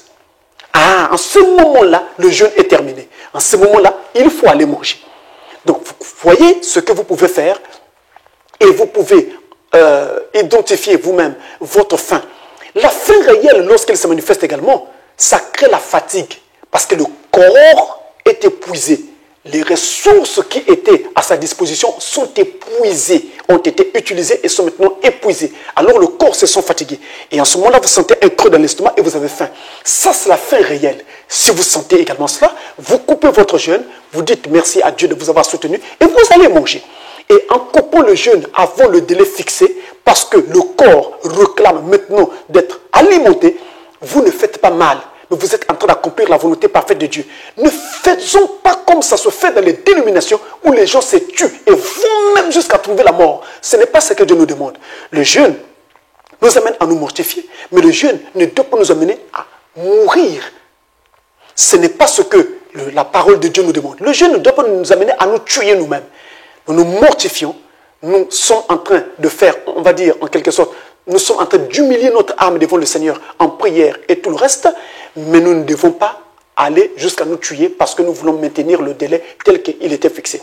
Je peux arrêter mon jeûne avant le délai fixé lorsque le corps commence à réclamer parce que là je suis maintenant fatigué, là j'ai maintenant des maux de tête, là je suis épuisé et je sens un creux dans l'estomac, j'ai un véritable besoin, je regarde au miroir, ma langue a repris sa véritable couleur rose, je dois aller manger, j'arrête mon jeûne, je vais manger. À partir de tout ce que je viens de vous expliquer et des conditions donc qui doivent accompagner le jeûne, qu'est-ce que nous pouvons donc dire pour définir le jeûne? Vous voyez que j'ai attendu assez longtemps pour vous apporter une éventuelle définition du jeûne. Parce qu'il y a tellement de choses qui se disent à propos du jeûne mais qui ne sont pas correctes du tout. Voilà pourquoi j'ai voulu d'abord présenter la chose en détail avant de pouvoir vous dire quelle définition on doit donner en fait au jeûne. Parce que même si vous regardez au dictionnaire, dans votre dictionnaire, peu importe lequel, vous allez voir que la définition que vous donnerez à votre dictionnaire est une définition lapidaire. Mais nous avons besoin de la précision de la parole pour définir la chose, afin de ne pas la prendre simplement de façon académique ou de façon linguistique. Mais nous avons besoin de ce que la parole de Dieu dit. Donc le logos, à propos donc du jeûne. Voici donc ce que nous pouvons dire à propos du jeûne selon la parole de Dieu. Eh bien, selon la parole de Dieu, le jeûne, c'est l'abstention totale ou partielle d'aliments. Attention, abstention totale ou partielle. Je m'arrête un instant là. Abstention totale ou partielle. C'est là, à ce niveau que l'on parle de jeûne à sec et de jeûne, comme on dit parfois mouillé, entre guillemets. Ce sont les gens qui le disent. Je réponds leurs expressions. Jeûne à sec. Jeûne à sec, ça veut dire qu'on ne mange absolument rien. Et on ne boit aussi absolument rien. Donc, même pas l'eau. Ça, c'est un jeûne à sec. Mais lorsque on ne mange pas et qu'on boit quand même de l'eau pendant qu'on est en train de jeûner, les gens appellent ça un jeûne mouillé. C'est eux qui l'appellent comme ça. Qu'à cela ne tienne. Mais on devrait plutôt dire une abstinence partielle. Parce que là, en ce moment-là, on est en train de... Pourquoi je ne veux pas dire jeûne partiel? Parce que c'est un jeûne en tant que tel. Mais c'est l'abstinence, c'est-à-dire que la condition que vous avez fixée, vous, à l'occasion de votre jeûne, qui veut que vous puissiez toucher un peu à ceci ou un peu à cela. C'est le cas, par exemple, de quelqu'un qui est en médication, qui est en train de prendre un médicament. Lorsque il doit prendre son médicament, il doit manger quelque chose, n'importe quoi. On ne prend pas ces médicaments à jeun, comme ça s'est souvent été dit aux gens, parce que ça finit par faire sauter votre foie, votre organe qu'on appelle le foie, et qui est important pour votre vie. Et si cet organe saute, mais il n'y a plus de vie là, alors il faut donc manger quelque chose, même une petite pomme, ou prendre un peu de yaourt, quelque chose comme ça pour essayer juste de faire que votre foie ne puisse pas accuser le coup. Et donc, il faut manger un petit quelque chose. Et donc, voyez-vous que, par rapport à cela, si vous êtes en médication et que vous devez jeûner, vous êtes obligé de prendre un tout petit quelque chose pour vous permettre de prendre vos médicaments. Et donc, dans les clauses que vous allez donc présenter à Dieu à l'occasion de votre jeûne, vous allez dire à Dieu, je ne mangerai pas comme je mange d'habitude, mais à cause de mon traitement médical, je toucherai un peu de ceci. Et notez également que même en ce qui concerne le traitement médical, puisque nous en parlons, normalement, quand on prend des médicaments, plus de 4 médicaments à la fois, ce n'est pas utile pour le corps. Et donc, les listes ou les longues listes de médicaments qu'on donne aux gens à la fois, en même temps, c'est très dangereux. C'est empoisonner les gens et même les tuer. Plus de 4 médicaments, qu'est-ce que le foie fera? Lui qui doit drainer tout cela, il fera comment? C'est pourquoi nous avons besoin de sagesse et nous avons besoin de revenir aux normes. Et donc, même à propos du jeûne, il ne s'agit donc pas de se tuer. Voilà pourquoi je ne voulais pas utiliser le terme jeûne partiel, parce que c'est un jeûne, mais c'est vous, en fixant vos conditions, qui avez voulu que vous touchiez un peu à ceci pendant cette période. Donc, nous revenons. Un jeûne, c'est une abstention totale ou partielle d'aliments et ou de boissons. Pourquoi je dis et ou? Parce que vous pouvez faire en sorte que vous puissiez faire votre jeûne en vous abstenant et des aliments et de boissons. Mais il peut aussi arriver que vous puissiez faire un jeûne où vous ne vous abstenez que des aliments ou alors seulement de la boisson. Ça dépendra de la façon dont vous êtes conduit. Donc une abstention totale ou partielle d'aliments et de boissons durant une période limitée, c'est vous qui limitez la période. C'est vous qui établissez la durée de votre jeûne. Dans un esprit de mortification, vous humiliez votre cœur et votre esprit devant Dieu dans le but d'obtenir une grâce divine. Pour obtenir donc, on va dire, une réponse de Dieu. Voilà comment nous pouvons définir en fait le jeûne. À partir de ce que je viens de vous dire, tout est quasiment contenu là-dedans. Tout est quasiment contenu là-dedans. En tenant compte des différents jeûnes qui se font ça et là, et même également des jeûnes que nous avons dans la parole de Dieu, dans la Bible. Nous pouvons trouver cela de l'Ancien au Nouveau Testament. Nous pouvons essayer de définir plusieurs types de jeûnes possibles. Environ 7 différents jeûnes possibles. D'abord, nous avons les jeûnes courts et on va dire occasionnels. Courts et occasionnels.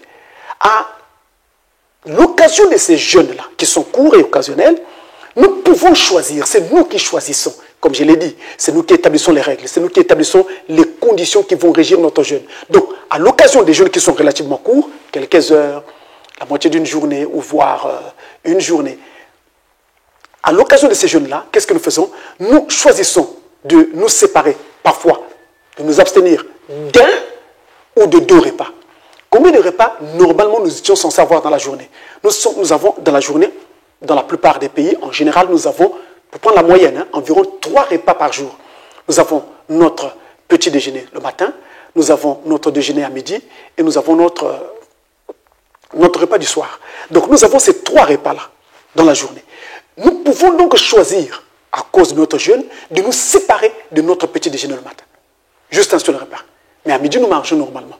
En ce moment-là, qu'est-ce que j'ai fait? Je jeûne juste pendant quelques heures de la matinée. Et j'indique au Seigneur jusqu'à quelle heure mon jeûne va devoir s'arrêter.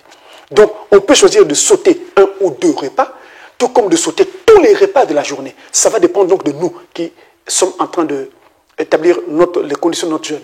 Nous pouvons également choisir de nous séparer ou de nous abstenir de notre soirée télé. Parce que ce soir-là, je devais être devant la télévision pour suivre une mission importante, voire même un culte. Alors, j'ai dit au Seigneur, ce soir, je ne serai pas devant le petit écran pour suivre mon émission préférée. Qu'est-ce que je ferai? Je vais passer ce temps en prière devant Dieu, en prière et en méditation de la parole. Et ça, c'est aussi important. Donc, notez qu'on ne s'abstient pas que des aliments et de la boisson, mais on s'abstient aussi de certains désirs, de certaines choses que nous avons l'habitude de faire. Ça également, ça rentre en ligne de compte dans un jeûne. Nous pouvons donc choisir de nous abstenir de notre soirée télé. Nous pouvons choisir également de nous abstenir de notre smartphone. C'est-à-dire que nous disons à Dieu, Seigneur, aujourd'hui, j'ai éteint mon téléphone toute la journée. Je vais rester en consécration devant Dieu. Mon téléphone éteint. Pour qu'il n'y ait pas un appel, pour qu'il n'y ait pas un message qui vienne à me perturber ou à me déranger, je coupe tout. Et je reste uniquement focalisé sur toi. Donc je prie, je médite la parole pendant tout ce temps. Mais quand j'aurai faim, j'irai manger. Si je n'ai pas dit à Dieu que je veux également m'abstenir d'aliments, alors j'irai manger quand j'aurai faim. Je m'abstiens juste de mon téléphone et je me consacre à Dieu pendant tout le temps de la prière. Et pendant donc cette période-là, on va donc se consacrer justement à Dieu en prière et en méditation de la parole. Alors, ça, c'est un jeûne court et occasionnel. Ensuite, nous avons les jeûnes intermittents. En ce moment-là, notre jeûne devient un acte régulier d'abstinence. Ça veut donc dire que je dis au Seigneur, chaque semaine et chaque lundi, je jeûnerai. J'ai un jeûne intermittent. Donc ce jeûne-là revient régulièrement parce que moi, j'ai choisi de jeûner comme ça. Je peux aussi dire au Seigneur que toutes les 3 heures, voici ce que je ferai. Et donc, vous voyez, j'introduis une condition et qui devient régulière. Alors, comme ça devient régulière, mon jeûne alors devient intermittent. Ça, c'est notre type de jeûne. Nous avons un troisième, les jeûnes plus longs.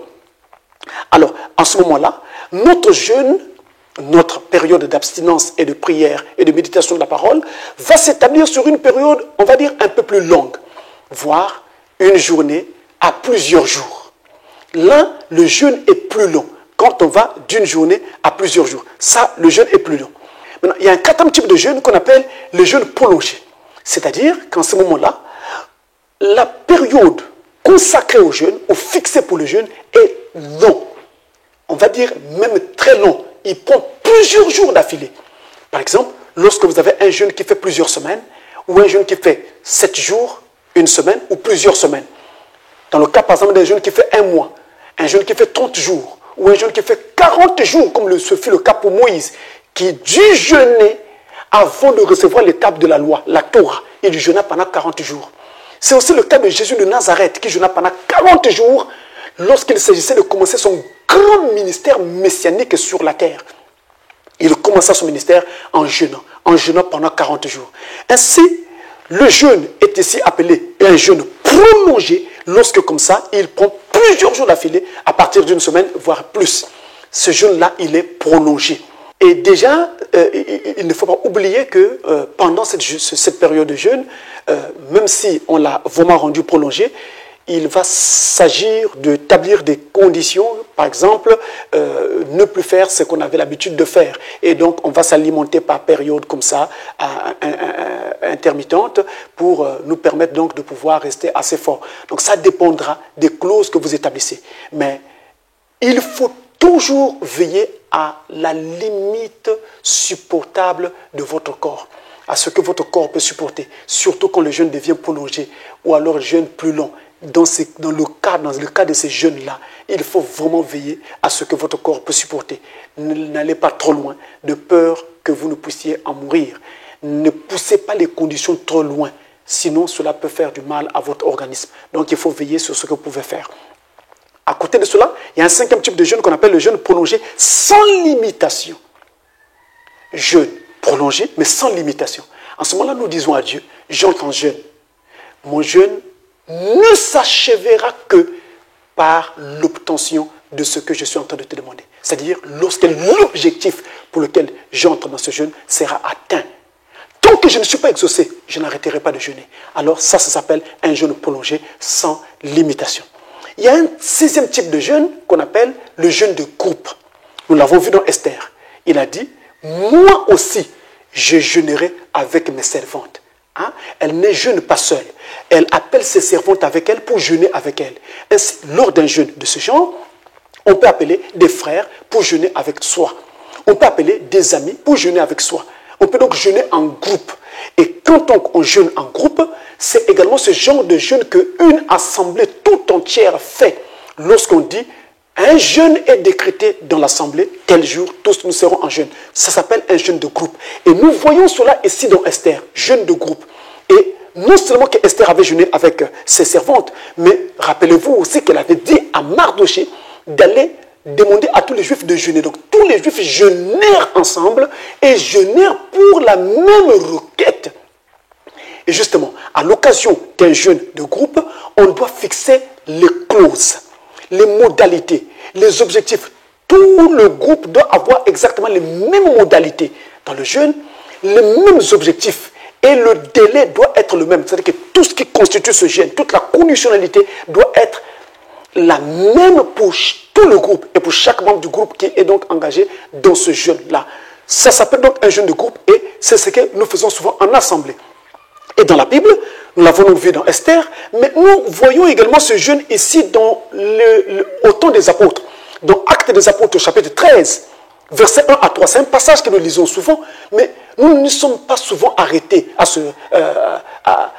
au sujet de ce jeûne qui est mentionné dans ce passage.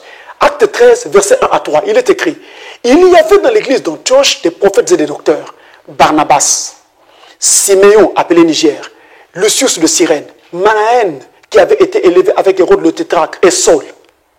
Pendant qu'ils servaient le Seigneur dans leur ministère et qu'ils jeûnaient, le Saint-Esprit dit, mettez-moi à part Barnabas et Saul pour l'œuvre à laquelle je les ai appelés. Alors, après avoir jeûné et prié, ils leur imposèrent les mains et les laissèrent partir. Voyez-vous, ils étaient en train de jeûner dans l'église primitive. Mais voyez-vous qu'ici, il ne s'agit pas d'un jeûne accompli par un individu seul, il s'agit d'un jeûne en groupe. Ils étaient ensemble, ils étaient en groupe en train de jeûner. Et c'est ce que nous faisons en assemblée. Il est important que dans nos assemblées, nous ramenions cette façon de faire. Lisez la brochure, le jubilé d'Azusa. Et vous écouterez Frère Branham comment il parle sévèrement sur ces différentes questions en montrant que nous avons mal agi en laissant tomber les jeûnes que nous faisions et pratiquions autrefois. Donc, dans l'assemblée, nous pouvons pratiquer cela. Alors, notez encore qu'ici, il dit, alors, après avoir jeûné et prié, la prière accompagne toujours le jeûne. Jeûner et prier. On ne peut pas jeûner sans prier. J'y reviens encore. Parce que ceci est souvent une erreur commise par beaucoup de chrétiens. Ils disent qu'ils jeûnent, mais en tout temps, ils ne prient pas. C'est une grave erreur. On ne devrait pas faire ça. Alors, le dernier type de jeûne, c'est le jeûne en relais. Jeûne en relais, ça veut dire que chacun des participants, il y a plusieurs participants, et chacun des participants s'engage à jeûner à un moment donné ou à un moment précis, et ensuite il passe le relais à un autre ou à d'autres qui vont se mettre aussi à jeûner sur le même thème, sur la même requête, pour le même besoin. Ça s'appelle donc un jeûne en relais. On passe le relais de l'un à l'autre au fur et à mesure. Voilà ce que nous devons donc retenir sur les jeûnes. Et dans le cas donc de le jeûne en relais, les conditions et toute la conditionnalité doit être également la même pour tous les participants à ce jeûne en relais. Et ceci donc se fait par exemple comment? Il y a un qui commence de 6h jusqu'à midi et un autre, sinon d'autres, commence donc de midi jusqu'à 15h, d'autres vont prendre de 15h, etc., etc. Donc, il se passe le relais et c'est faisable. Et donc, il n'y aura pas une écriture qui vous condamnera pour dire pourquoi vous faites ceci. Non, tout ce qui doit être fait pour le royaume de Dieu et tout ce qui doit être fait pour me rapprocher de Dieu doit être fait. Tout ce qui doit être fait pour gagner des âmes doit également être fait. Donc nous ne devons pas penser que le faire serait faire que nous ne soyons pas en ordre avec Dieu ou que nous sortions de la parole de Dieu. Alors, je voudrais vous apporter certaines précisions que je juge nécessaires pour entrer dans un jeûne. Parce que nous allons maintenant promettre à Dieu, Seigneur, si tu me reçois dans ton royaume, je promets que je jeûnerai. Maintenant, quand je vais jeûner, pour entrer dans un jeûne, je dois faire quoi concrètement? Comment on fait pour entrer dans un jeûne? Écoutez très bien. Pour commencer, il faut choisir un objectif. Quel est le sujet sur lequel vous voulez prier? Pourquoi vous voulez entrer en jeûne? Pourquoi vous voulez commencer un jeûne? Le problème, c'est lequel? Donc, il faut qu'il y ait une requête sur laquelle vous allez devoir prier pendant tout le temps de votre jeûne. S'il n'y a pas de requête, on ne saura pas comment jeûner. À moins que ce soit pour vous juste une question de se consacrer à Dieu. Attention, même s'il s'agit d'une question juste de se consacrer à Dieu, il s'agit bien d'une requête. C'est-à-dire que moi, je veux jeûner pour me consacrer, sinon me reconsacrer à Dieu. Ensuite, il faut décider quoi abandonner ou de quoi s'abstenir. Vous ne pouvez donc pas commencer votre jeûne avant d'avoir décidé par vous-même que ce que vous allez devoir abandonner. À quoi vous n'allez pas toucher? Est-ce que vous n'allez pas toucher à tous les aliments? Est-ce que vous n'allez pas toucher à tout ce qui est boisson, etc. Vous devez donc établir la conditionnalité à ce sujet. Vous devez établir la durée de votre jeûne. Quelle sera la durée de mon jeûne? C'est vous qui l'établissez. Et donc la prière d'ouverture doit contenir ces différentes clauses. Seigneur, je commence mon jeûne maintenant. Voici, je ne toucherai pas à ceci et à cela. Et mon jeûne ira jusqu'à telle heure ou jusqu'à telle période. Donc vous établissez la durée. Et vous établissez aussi si ce jeûne sera conduit seul ou en groupe. Seigneur, je suis en jeûne et je vais le faire seul. Seigneur, je suis en jeûne, mais nous sommes en groupe. Mes frères et mes sœurs sont ici et là, dans leurs différentes maisons, en train de jeûner et nous jeûnons ensemble sur tel sujet. Et tu as dit dans ta parole, si 2 ou 3 s'accordent sur la terre pour demander quelque chose à mon nom, moi l'Éternel, je l'accorderai. Vous voyez, à partir de la condition, vous commencez comme ça à tirer les promesses de Dieu et à les lui rappeler pour amener l'exaucement. Parce que Dieu est fidèle. Je mets la main sur mon cœur et je vous le garantis. Dieu est fidèle. Ce qu'il dit, il le fait et il le fera. Donc il faut simplement que nous sachions quoi demander. Il est écrit dans la parole, en toutes choses. Ne vous inquiétez de rien. Mais faites simplement connaître vos besoins à Dieu par la prière et avec des actions de grâce. Au lieu d'être là tout triste et tout dérangé, il est simplement question que j'apporte à Dieu le besoin que j'ai. Il est le Père céleste. Je suis son fils ou sa fille. Il entend mon cri et il entendra mon cri. Et il m'exaucera. Ensuite, après avoir donc établi toute la condition qui va aller avec le jeûne, maintenant, avant le jeûne, je vais maintenant rentrer dans le jeûne. Alors, je vais adopter une attitude de prière. Déjà, pour préparer le jeûne dans lequel je vais entrer, Seigneur, demain je jeûnerai de telle heure à telle heure. S'il te plaît, je voudrais remettre ce jeûne entre tes mains afin que tu prennes soin. Et au moment où j'entre dans le jeûne, je commence donc par la prière, comme j'ai dit, pour indiquer toutes les conditions qui vont régir mon jeûne. J'explique tout cela à Dieu. Ensuite, je peux entrer dans mon jeûne. Mais il faut savoir que, juste avant le jeûne, il faut éviter de manger. Parce que si vous mangez en début de jeûne, même si vous mangez peu, pour dire, l'heure du jeûne arrive bientôt, laisse-moi déjà manger maintenant, parce que l'heure du jeûne arrive dans quelques minutes. Si vous mangez quelques minutes avant l'heure du début du jeûne, vous ne commettez pas un péché. Vous êtes en norme. Vous êtes dans les normes plutôt. Vous êtes en ordre avec Dieu. Donc c'est parfait. Mais entre-temps, vous vous êtes créé à vous-même un problème. Parce qu'en ayant mangé quelques minutes avant, et généralement vous n'allez pas manger suffisamment, vous n'allez pas manger comme il faut, alors vous allez créer le déclenchement de la digestion. L'estomac va se mettre à travailler et finalement, votre corps ressentira que vous n'avez pas mangé assez. Et donc, il y aura de la réclame au niveau de l'estomac et vous aurez un problème pendant tout le temps de votre jeûne. Vous n'arriverez pas à tenir. Ou, si vous mangez suffisamment pour dire, je vais manger copieusement afin de ne pas avoir faim pendant le jeûne, vous verrez qu'au moment où vous entrez dans votre jeûne, vous aurez sommeil. Vous commencerez à dormir. Donc, ce sont des choses qu'il faudra éviter. Il y a aussi à éviter, surtout, la veille du jour de votre jeûne. Je vais entrer en jeûne le lendemain. Aujourd'hui, la veille, la nuit, je prends comme nourriture des hydrates de carbone, comme par exemple du haricot. Si je mange des choses de ce genre, eh bien, j'aurai facilement faim au moment où je serai dans mon jeûne. J'aurai facilement faim. Donc, il faut éviter de manger si lourd comme ça, parce qu'au moment où vous entrez dans votre jeûne, vous aurez facilement faim. Pour éviter donc d'avoir faim si facilement, il faut donc ne pas toucher à des choses de ce genre. Donc, des choses qui sont trop lourdes et qui vont donc en fait appeler encore, faire qu'il y ait un besoin de nourriture après. Il faut éviter cela. Maintenant, pendant qu'on est dans le jeûne, on est dans le jeûne.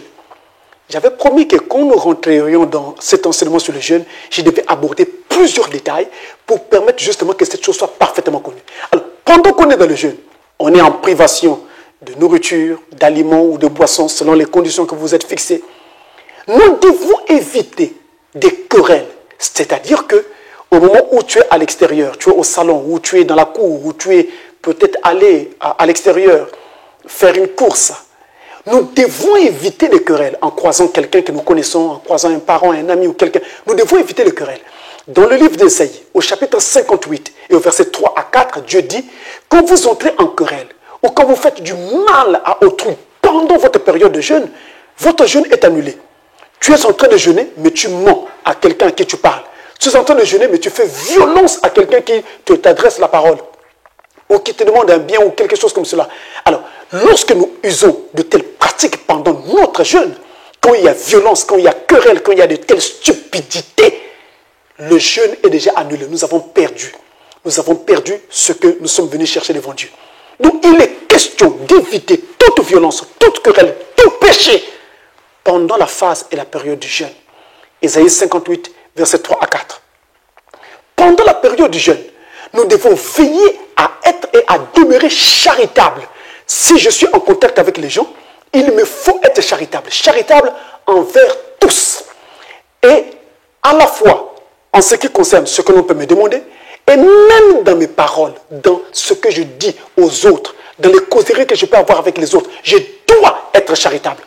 Ésaïe chapitre 58, toujours, versets 6 à 9, nous parle de cela. Pendant la période de jeûne, je suis en jeûne, je dois être discret.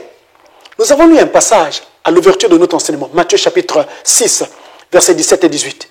Je dois être discret pendant cette période. Dieu ne veut pas que je puisse sonner la trompette partout pour dire que je suis en train de jeûner. Donc, il n'est pas question de dire aux gens, je me sens fatigué parce que je suis en jeûne. Non. Si vous faites cela, vous perdez votre récompense devant Dieu. Et vous avez perdu la bénédiction que vous étiez venu rechercher. Il est mieux que les gens ne sachent pas que vous êtes en train de jeûner. Donc faites en sorte que, même si vous dites aux gens que vous êtes fatigué, mais ne leur dites pas que c'est parce que vous êtes en train de jeûner que vous êtes fatigué. Dites simplement, non, je me sens un peu fatigué. C'est tout. Dire aux gens que je me sens fatigué, est-ce que c'est mal? Mais je ne dis pas la raison. Parce que si je me mets à dire la raison, je vais ici montrer aux gens que moi je suis spirituel. C'est moi qui suis capable de jeûner. C'est moi qui suis, je suis plus spirituel que vous. Dieu ne voudrait pas qu'il y ait des choses de ce genre. Donc les autres ne doivent pas savoir. Je ne dois pas aussi adopter des attitudes du genre. Je suis à jeun. Je suis en train de jeûner depuis plusieurs semaines. Et là donc même mes habits ne me suffisent plus. Ça c'est un langage que Dieu ne veut plus ou ne veut pas entendre. Les gens du dehors, même ceux de votre maison, ne sont pas censés savoir que vous êtes en train de jeûner. C'est une histoire entre vous et vous et Dieu seul. Personne d'autre ne doit le savoir. Et la Bible dit, lorsque vous jeûnez, entrez dans votre lieu secret. Normalement, nous devrions être discrets. Nous devons être à l'écart quelque part, dans une pièce quelque part où nous sommes en train de prier et de méditer la parole pendant toute la période de notre jeûne. Sauf obligation professionnelle.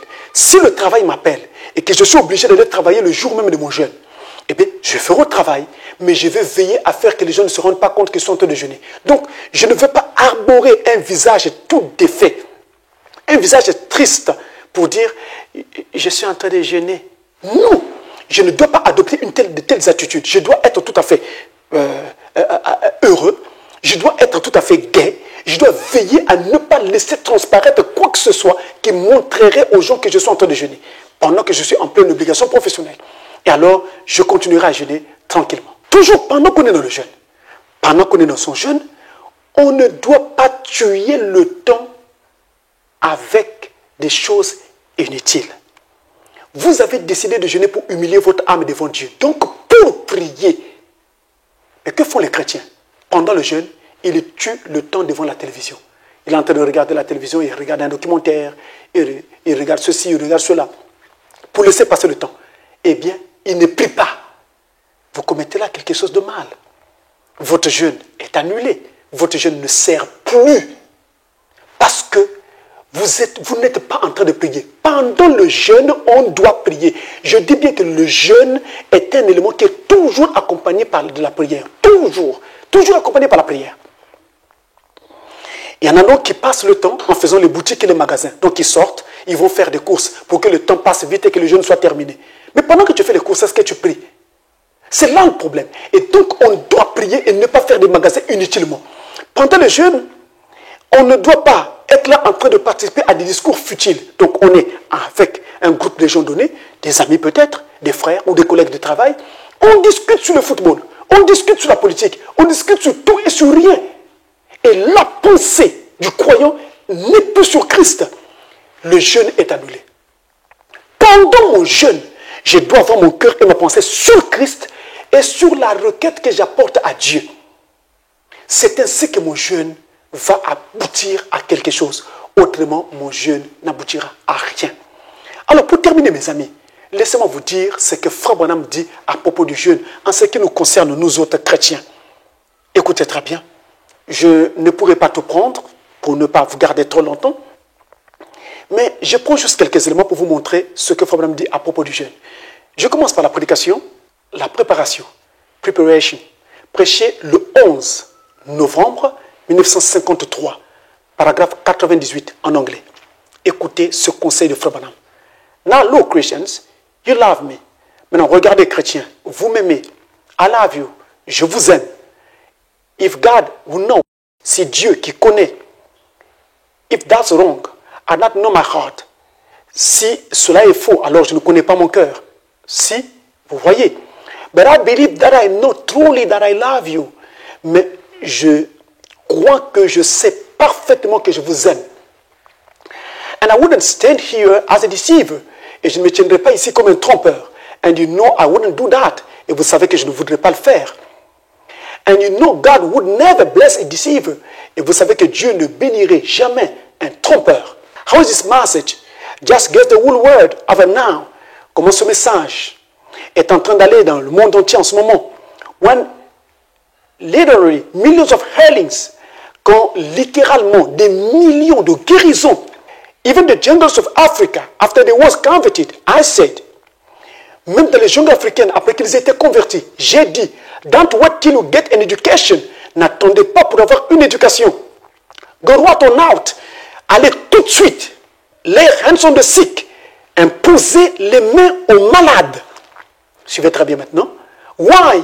Up in the jungles, they go to healing campaigns going on amongst the natives. Pourquoi?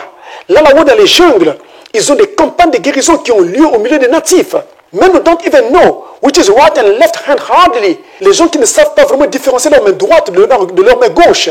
Mais they know Jesus Christ. Mais ils connaissent Jésus-Christ. They see him do it. Ils l'ont vu faire cela. And they believe it. Et ils le croient. And they pray for their native friends. Et ils prient pour leurs frères indigènes. And they're healed. Et ils sont guéris. Preaching gospel. Écoutez maintenant ceci. Preaching gospel. Accepting Christ. Prêchons l'évangile. Acceptons Christ. Breaking up the idols. Brisons leurs idoles. Forming big churches and groups formant de grandes églises et des groupes. Praying all night. Prions toute la nuit. Fasting for weeks at a time. Jeûnons pendant des semaines d'affilée. No education or nothing. Pas d'éducation du tout. They just believe God. Now you do the same. Ils ne font que croire en Dieu. Alors vous, faites de même. Ça, c'est Frère Branham. Vous, faites de même. Voyez-vous ce qui est arrivé en Afrique? Là, c'est l'exemple qu'il nous donne. Et je crois qu'ici, le peuple africain d'aujourd'hui doit se secouer. Si nous avons cru en Christ, comme l'a dit Frère Branham, alors dans nos différents endroits, villes, villages et partout, et ceci pas seulement en Afrique, même dans le monde entier, même parmi mes frères occidentaux, on doit avoir des campagnes de guérison qui ont cours. Parce que la guérison divine, ce n'est pas qu'une histoire d'un prédicateur qui a un don de guérison. Il est écrit dans Marc 16, voici, vous imposerez les mains aux malades et les malades seront guéris. En mon nom, vous chasserez les démons. C'est écrit dans Marc 16. Donc tout croyant, d'ailleurs la Bible commence par dire, voici les miracles qui accompagneront ceux qui auront cru. C'est pour tout croyant, pas seulement pour un prédicateur ou pour une catégorie de gens seulement. Tout croyant, toute personne qui croit. Et les gens qui avaient cru à l'époque, dont parle Frère Branham ici, eh bien, ils croyaient en Christ, et comme ils croyaient en Christ, ils ont cru à la guérison divine. Ils ont cru à la manifestation des dons. Ils ont cru en ces différentes choses. Et ils se sont mis à prier et à jeûner pendant des semaines d'affilée. Je dis bien, jeûner pendant des semaines d'affilée. Qu'est-ce que nous faisons? William Branham nous dit, you do the same. Vous, faites autant. Faites pareil. Faites la même chose. Si nous aussi nous avons cru, comme le dit Frère Branham ici, alors nous devons maintenant briller par nos différents jeûnes et prières. Alors, il y a plusieurs autres passages que je pouvais lire pour vous, mais je ne vais pas vous garder longtemps. Je vous donne ces passages-là, comme ça, à vos heures de disponibilité. Vous pouvez fouiller cela dans vos logiciels et alors les lire calmement. Par exemple, dans la résurrection de la fille de Jairus, qui a été prêchée, la résurrection de la fille de Jairus, qui a été prêchée le 2 mars 1954, au paragraphe 2, Frère montre qu'il a tenu une réunion quelque part, mais si la réunion a réussi et qu'il y a eu autant de miracles, c'est parce que deux jeunes femmes s'étaient mises à l'écart et se sont cachées quelque part et ont jeûné pour Frère Branham afin que cette réunion-là puisse être une réussite. Vous avez également la prédication, il le dit également dans la prédication du Una Believe. Est-ce que vous croyez maintenant, prêcher le 7 mars 1954 au paragraphe 8, prêcher le soir, hein, du 7 mars 1954, paragraphe 8. Alors, il dit la même chose que je venais de dire tout à l'heure. Et je vous prie également de regarder dans Monsieur, nous voulions voir Jésus, prêché le 28 mars 1954, toujours, au paragraphe 1. Il faut dire quelque chose de très, très, très important. Ici, je m'en vais lire cela, mais je prends juste la dernière partie. Il dit, and so now tonight, as we are gathered here to start this prayer meeting.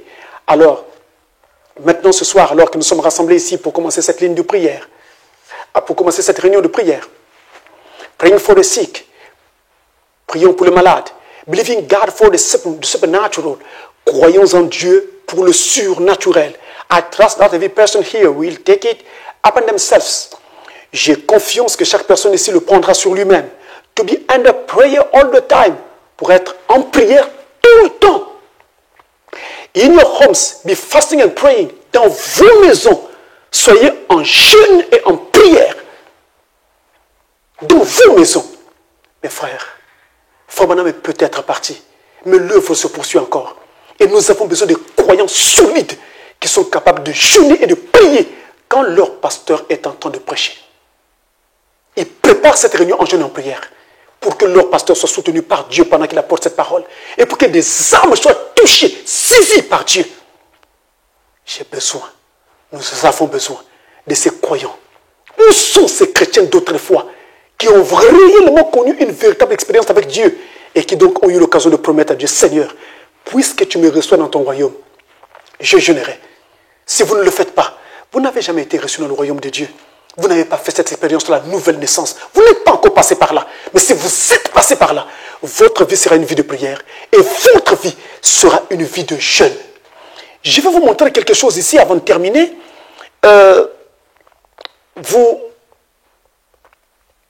pourrais regarder cela au cas où je ne lisais pas la totalité, mais je me fais le devoir de le prendre en français pour vous. Dans la prédication question-réponse du 23 décembre, question-réponse du 23 décembre 1959, paragraphes 12 et 13. Ici, il y a quelque chose que je ne peux pas mettre de côté. Suivez très bien. Paragraphe 12 et 13, en français, il est écrit. En anglais, ça sera le paragraphe 12, verset en PC. Il dit ceci. Maintenant, ces tissus de prière qui sont envoyés, la voie de guérison. Je vais aller immédiatement à la nouvelle année, Dieu voulant, à Kingston, en Jamaïque et à Haïti. Et de là, le président d'Haïti m'a envoyé une invitation. Le président d'Haïti m'a envoyé une invitation avec toute sa milice en protection. Il y a une insurrection là-bas pour le moment. Ce qu'il en est, il veut que nous venions avec cette sorte de ministère. Celui qu'il avait entendu être en action à San Juan l'an passé, lorsque nous étions là-bas, il disait qu'il pensait que cela serait la seule chose qui pourrait sauver son pays. Voyez, ça c'est fort. Un président qui a invité un homme de Dieu. Prier pour sa nation, ça c'est fort. Vous savez, j'ai constaté qu'il y a beaucoup de conversions au message du temps de la fin qui se font en Haïti. Beaucoup de gens sont en train de croire à ce message en Haïti. Mais je ne savais pas trop pourquoi. Je me posais des questions. Je voyais les langues que Haïti avait vis-à-vis de ce message. Le cœur que les gens d'Haïti, que ce soit ceux qui sont à Haïti, sur le territoire, que ce soit les Haïtiens qui se sont déplacés, qui sont aux États-Unis, au Brésil et un peu partout, ils sont nombreux à s'attacher, par exemple, à ce ministère. Et ils croient fortement le message de Frère Branham. Et je me posais des questions, mais pourquoi Seigneur? Pourquoi ce peuple-là? Jusqu'à ce que je découvre ceci. Regardez ce que l'un de leurs présidents à l'époque avait fait. Il a invité l'homme de Dieu, William Branham, à venir dans le pays. Je ne sais pas si Frère Branham était arrivé là-bas ou pas, à l'occasion de cette invitation, mais suivez ce qui s'est passé. Je continue au paragraphe 13. Suivez très bien. Et je le dis exactement comme Frère Branham l'a dit, sans aucun esprit critique contre une église quelconque. Exactement, juste en train d'apporter la parole de Dieu. Paragraphe 13. Et aussi, j'ai un ami catholique présent ici. Je ne dis pas ceci pour insulter ou quoi que ce soit. Je ne veux pas dire cela de cette façon. Mais l'église catholique essaie de prendre possession de Haïti. Vous voyez? Et la seule chose qui le sauvera Haïti, sera un réveil protestant qui le secoue maintenant même. Vous voyez? Et c'était vraiment gentil. Et j'apprécie cela. Gentil que le président haïtien l'ait invité. Lui, William Branham.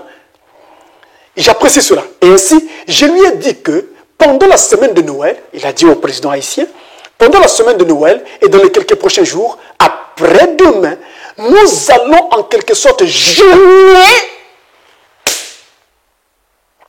pour savoir de quelle manière le Seigneur nous conduira. Oh Dieu! William Branham a jeûné pour Haïti. Maintenant, je comprends. Pourquoi vous êtes si nombreux à Haïti à soutenir ce message de Frère Branham, à croire en ce message, et même à vous tenir nombreux derrière ce ministère. Maintenant, je comprends. William Branham avait prié pour Haïti, avait jeûné même pour Haïti. Mais au-delà de Haïti, ceci m'amène à une réflexion. Où sont les chrétiens qui peuvent se mettre debout et jeûner pour leur pays, jeûner pour leur église, jeûner pour la conversion d'autres personnes? Où sont ces chrétiens? Souvent, il nous est facile de prier pour nous-mêmes et de prier pour nos besoins. Souvent, quand nous faisons des affaires, il nous est facile de dire « Oh Dieu, bénis mon affaire, donne-moi ceci, donne-moi cela ». Mais combien de fois avons-nous essayé de passer un moment en prière uniquement pour une âme perdue? Un moment en prière pour une ville, pour une nation, pour un pays quelconque. Même si vous ne priez pas pour un autre pays, mais même le vôtre seulement. Je n'ai prié. Mes frères, William Branham est parti. Il ne voit pas ce qui est en train de se faire maintenant en Haïti. Combien de milliers de gens sont en train de se convertir à ce message. Il ne le voit pas. Vous savez quoi? C'est que souvent avec Dieu, vous pouvez prier pour quelque chose et ne rien voir à l'instant, mais la chose s'accomplira plus tard. Et aujourd'hui, ce qui se fait, c'est ce que Frère Branham avait demandé dans sa prière déjà à l'époque. Quand il devait aller en Haïti, ce serait pourquoi? Mais c'est pour gagner des âmes à Christ. Et donc, malgré qu'il ne soit plus là, des âmes continuent à être gagnées. Mes frères, je crois que c'est le plus important, gagner des âmes. Et j'ai besoin des chrétiens solides, debout, qui peuvent se révolter contre eux-mêmes et de dire, je ne serai plus froid, je ne serai plus tiède. Maintenant, je vais être debout comme un vaillant soldat de Christ, priant et gênant pour ma ville, pour mon pays, pour telle autre ville, tel autre pays, pour telle couche de la population, pour telle couche de la population mondiale, pour tel rang, pour tel service, etc. Prions, mes frères. Si nous le faisons, Dieu est obligé de descendre. Parce qu'il ne peut pas ne pas descendre. Car il est écrit, heureux ceux qui ont faim et soif de la justice, ils seront rassasiés.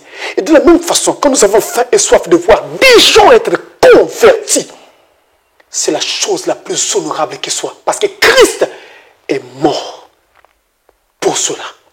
Il a fait tout le chemin de la gloire jusqu'à la croix. C'était pour cela. On ne rit pas sur une âme, mes frères. Une âme qui est en train de dépérir et qui cherche la voie du salut. On ne peut pas rire sur cela, sur ce cas-là. Mais on doit pleurer et jeûner devant Dieu. Nous commençons maintenant. Alors ensemble, nous allons promettre à Dieu, Seigneur, puisque tu nous reçois dans ton royaume, nous promettons, nous jeûnerons. Chacun doit dire, Seigneur, je promets, je jeûnerai. Prions. Nous allons murmurer un petit chant et ensuite nous allons prier. Tous dans la chambre haute étaient d'un commun accord quand le Saint-Esprit descendit, compromis par le Seigneur. Seigneur, envoie ta puissance. Seigneur, envoie ta puissance. Seigneur, envoie ta puissance et baptise chacun de nous. Alors, nous levons nos mains en prière, tous ensemble devant Dieu. Seigneur notre Dieu, merci pour la parole qui nous a été donnée et qui nous a aidé, Père Céleste, à voir plus clair sur le jeûne et la prière. Oh, notre Dieu, nous révélons être trop faibles. Ta parole nous a sérieusement condamnés parce que, Seigneur, nous avons été souvent faibles, froids. Nous parlons beaucoup, mais nous prions peu et nous jeûnons vraiment moins. Seigneur, je t'implore de pardonner cette situation, Seigneur, dans ma vie, cette situation dans la vie de mon frère, de ma soeur, de tous ceux qui me suivent en ce moment, Seigneur. Je te prie de regarder chacun au travers du sang de l'agneau pour pardonner, Père, ces différents manquements. Pardonne aussi tout autre manquement que tu as vu et que tu vois dans nos vies. Au travers du sang de Jésus, que le Fils de Dieu sanctifie toutes nos âmes, toutes nos pensées et tous nos êtres, Seigneur. Accorde-nous la grâce d'avoir notre conscience parfaitement pincée par le Saint-Esprit et qu'à partir de ce jour, oh Dieu, nous ne soyons plus nonchalants, paresseux et froids. Pardonne cette attitude, oh Dieu Tout-Puissant. Maintenant, je t'invoque. Donne-nous la chaleur qui nous a si souvent manqué, Seigneur. Par la puissance de la résurrection de Jésus-Christ, en partant de chacune de nos âmes, saisis-nous, oh Dieu Tout-Puissant. Et accorde, Seigneur, que nous puissions te craindre et que nous puissions travailler pour toi dans le jeûne et la prière. Que nous puissions jeûner si souvent comme le faisait notre prophète. Celui-même qui nous a apporté ce beau message de cet tonnerre, il était lui-même dans une vie de jeûne et de prière en permanence. Dieu Tout-Puissant, que cela soit aussi nos vies. En ce jour, je promets, puisque tu me reçois dans ton royaume, Seigneur, je jeûnerai. Seigneur, je promets que je veux maintenant jeûner. À toi, je m'abandonne. À toi, j'abandonne le peuple ici, le peuple partout à l'étranger, dans le monde entier. J'abandonne chacun de tes enfants. Seigneur, à toi, j'abandonne ceux qui ne te connaissent pas encore, ou qui même peut-être n'ont jamais entendu parler de toi, de Jésus ou de ce message. Je prie qu'ils soient touchés là où ils sont. Et par ta grâce, que beaucoup d'entre eux, par milliers, viennent à toi et soient sauvés. Père, accorde-le, toi qui es mort sur la croix pour cela, Seigneur, et qu'aucune puissance de Satan n'empêche ceci d'avoir lieu.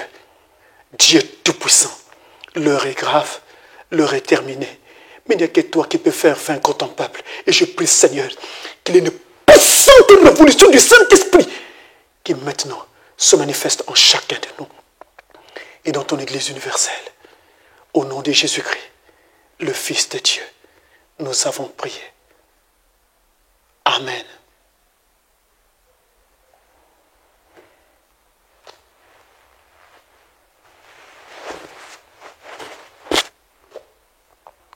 Alors, nous commençons notre révolution en prière et en jeûne maintenant. Que le Seigneur vous bénisse richement.